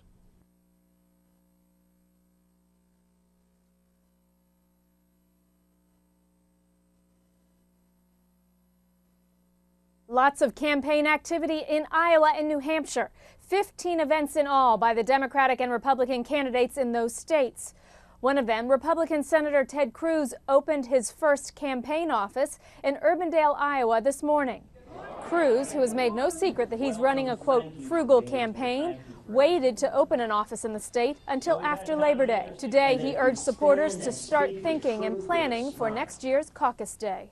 You have a circle of friends, you have a circle of family, you have a circle of colleagues. We're going to try to give you all the tools we can to empower you, to energize you, to help make it easy. But every one of you can wake up and think, all right, who can I get to show up on caucus day? Donald Trump may lead in national polls, but Ted Cruz came out on top for the third year in a row in the Values Voter Summit straw poll. That's a gathering of social and religious conservatives. Cruz got 35%, Ben Carson 18%. Then Mike Huckabee, Senator Marco Rubio, and Donald Trump round out the top 5. On the Democratic side, Socialist Senator Bernie Sanders had 2 events in Iowa today. He finished one in Des Moines, where he spoke at a Latino Heritage Festival. He told the crowd that President Obama did not go far enough in protecting illegal immigrants in the country. When you have 11 million people undocumented, we have got to take them out of the shadows and bring them into the light of day. Give them, right now, legal protection. And we need comprehensive immigration reform, which leads toward a path toward citizenship. In a Fox News poll earlier this week, Hillary Clinton remains at the top of the list with 44%, down 5 points from a month ago. Bernie Sanders stays even with where he was in August, 30%. And Vice President Joe Biden, who is not in the race at this point, is in third with 18%. That's up 8 points from August. Clinton was not on the campaign trail in Iowa or New Hampshire today. She was in New York for a fundraiser. In Washington, Molly Henneberg, Fox News.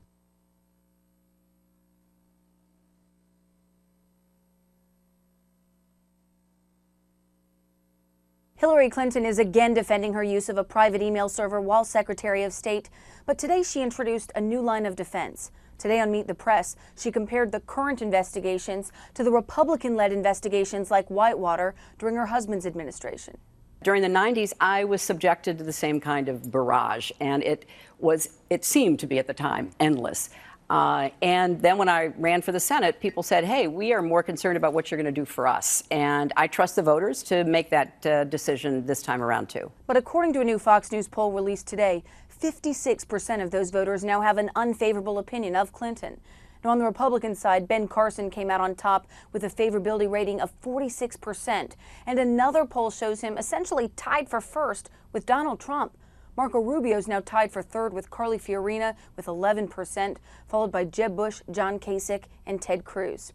Today, Jeb Bush was on Fox News Sunday, where he stressed that his campaign is both built and ready for the long haul. Look, it is a marathon, and we just started advertising. I'm confident we get good response. We got a great ground game in these early states. I'm confident I can win New Hampshire for sure. I'm going to work really hard at it. Tomorrow, the Republican frontrunner Donald Trump will finally get into some more specifics. He's expected to unveil his tax plan Monday morning, and he's promised it would include some big tax cuts for the middle class. In Washington, Kristen Fisher, Fox News.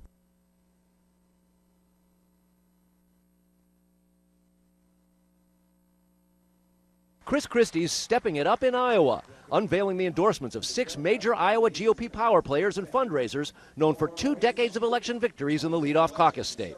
Iowa is an extraordinarily important state for us.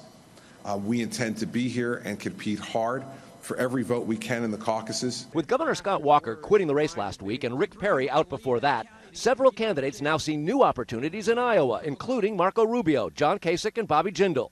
Christie's in the low single digits, but dismisses the polls. I have no idea what's going to happen, and neither do you or anybody else in this room.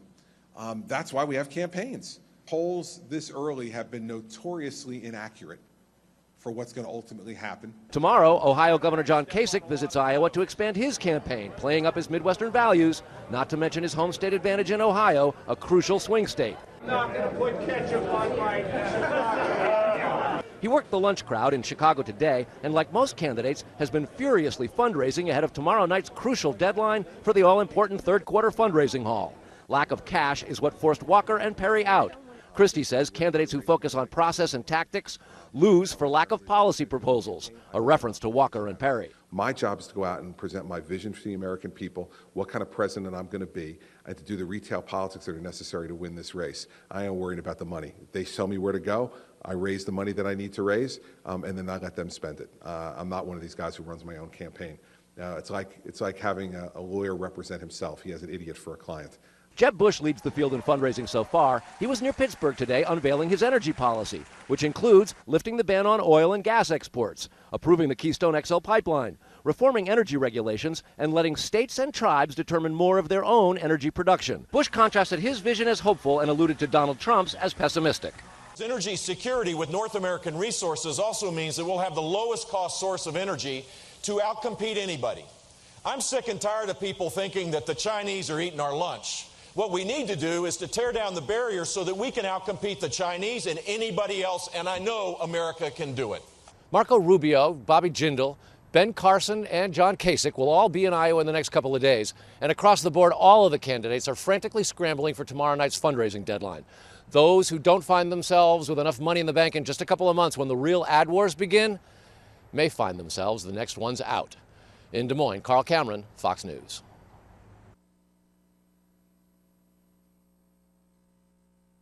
We need leadership that actually leads. Right now, both Senate and House leadership, they believe that we must surrender to Obama on everything. It's why people are so frustrated.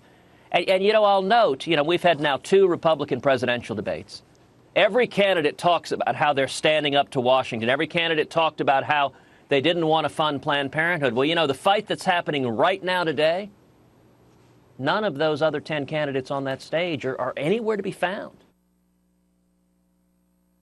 What is most important is that Republican leadership honor the commitments we made to the men and women who elected us. And if Kevin becomes Speaker and he's a Speaker who will fight to do what we promised the voters, then I'll be happy to work with him or anyone else. That's what we've got to do. All right, and that is actually Ted Cruz, who is a current GOP. He's in the race. He wants to be your next president. That's him in regards to replacing John Boehner and Kevin, who's actually pursuing. That was his reaction to his pursuit of replacing John Boehner, who plans to leave as of October. Let's jump into Rubio and Trump on Planned Parenthood while we are still in our political block right here. He's a very insecure person. He doesn't like to be criticized. You know, the presidency's a tough job. You're going to be criticized, and you can't flip out every time somebody says something about you. He does. And that's his problem. I don't have time to kind of analyze why that is, but that's the reality of it. He had a bad week. You know, he got booed on a stage. He had very few people show up to an event he gave. Just today, Tom Brady said he's not endorsing Donald Trump, despite these reports that he didn't even have Tom Brady on his side now. So he's a very sensitive guy, and that's fine. That's his problem. What fighting means is we've decided we're not going to fund this organization. These videos have exposed them for who they truly are. And then you spend weeks and months making the argument to the American people. This is why we're not going to do this. And you win that argument, or at least you do the best you can to try to win it. They didn't even try to do that. In essence, they put a few press releases out saying, oh, we're against this is an outrage. Then they took a show vote, and then ultimately nothing happens.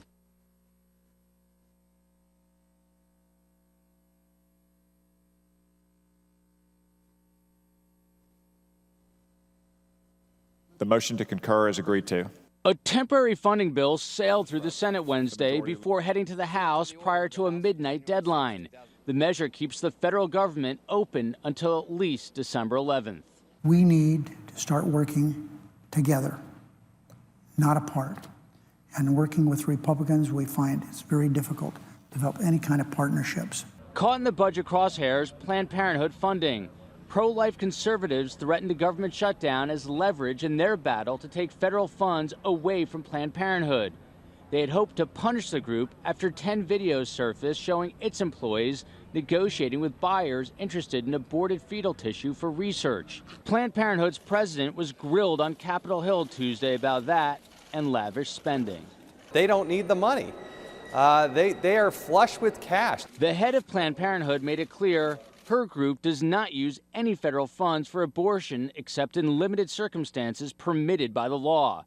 Democrats skewered Republicans for threatening a government shutdown centered around women's health issues.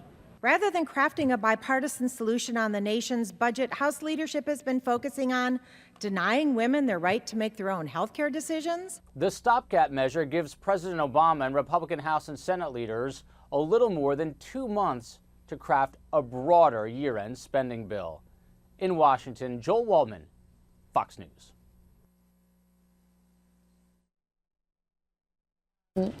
Hi, Mikey. Hello, Mikey's hovering. It's 5 o'clock, and we are doing some really fun stuff for Dave Munsey on the 5 and 6 o'clock tonight. So if you're local, turn on Channel 10. If you're not local, you can head over to fox10phoenix.com/live and watch our local TV news broadcast. Download our app. It's free. You should follow us on Twitter and like us on Facebook, but make sure you tune into our 5 o'clock. It's on right now on Fox 10. Oh, look, it's right over there. It's on Fox 10, where you are going to be celebrating 40 years with Dave Munsey. I'm going to be back 6:30 to 9, so make sure you tune in. I got a lot of good stuff for you. And maybe we'll talk to Dave again. You never know. We'll try. But turn on Fox 10 Phoenix right now for your 5 and 6 o'clock news. I'm Kinsey Schofield. Thanks so much for watching Fox 10 News Now, and I will see you at 6:30.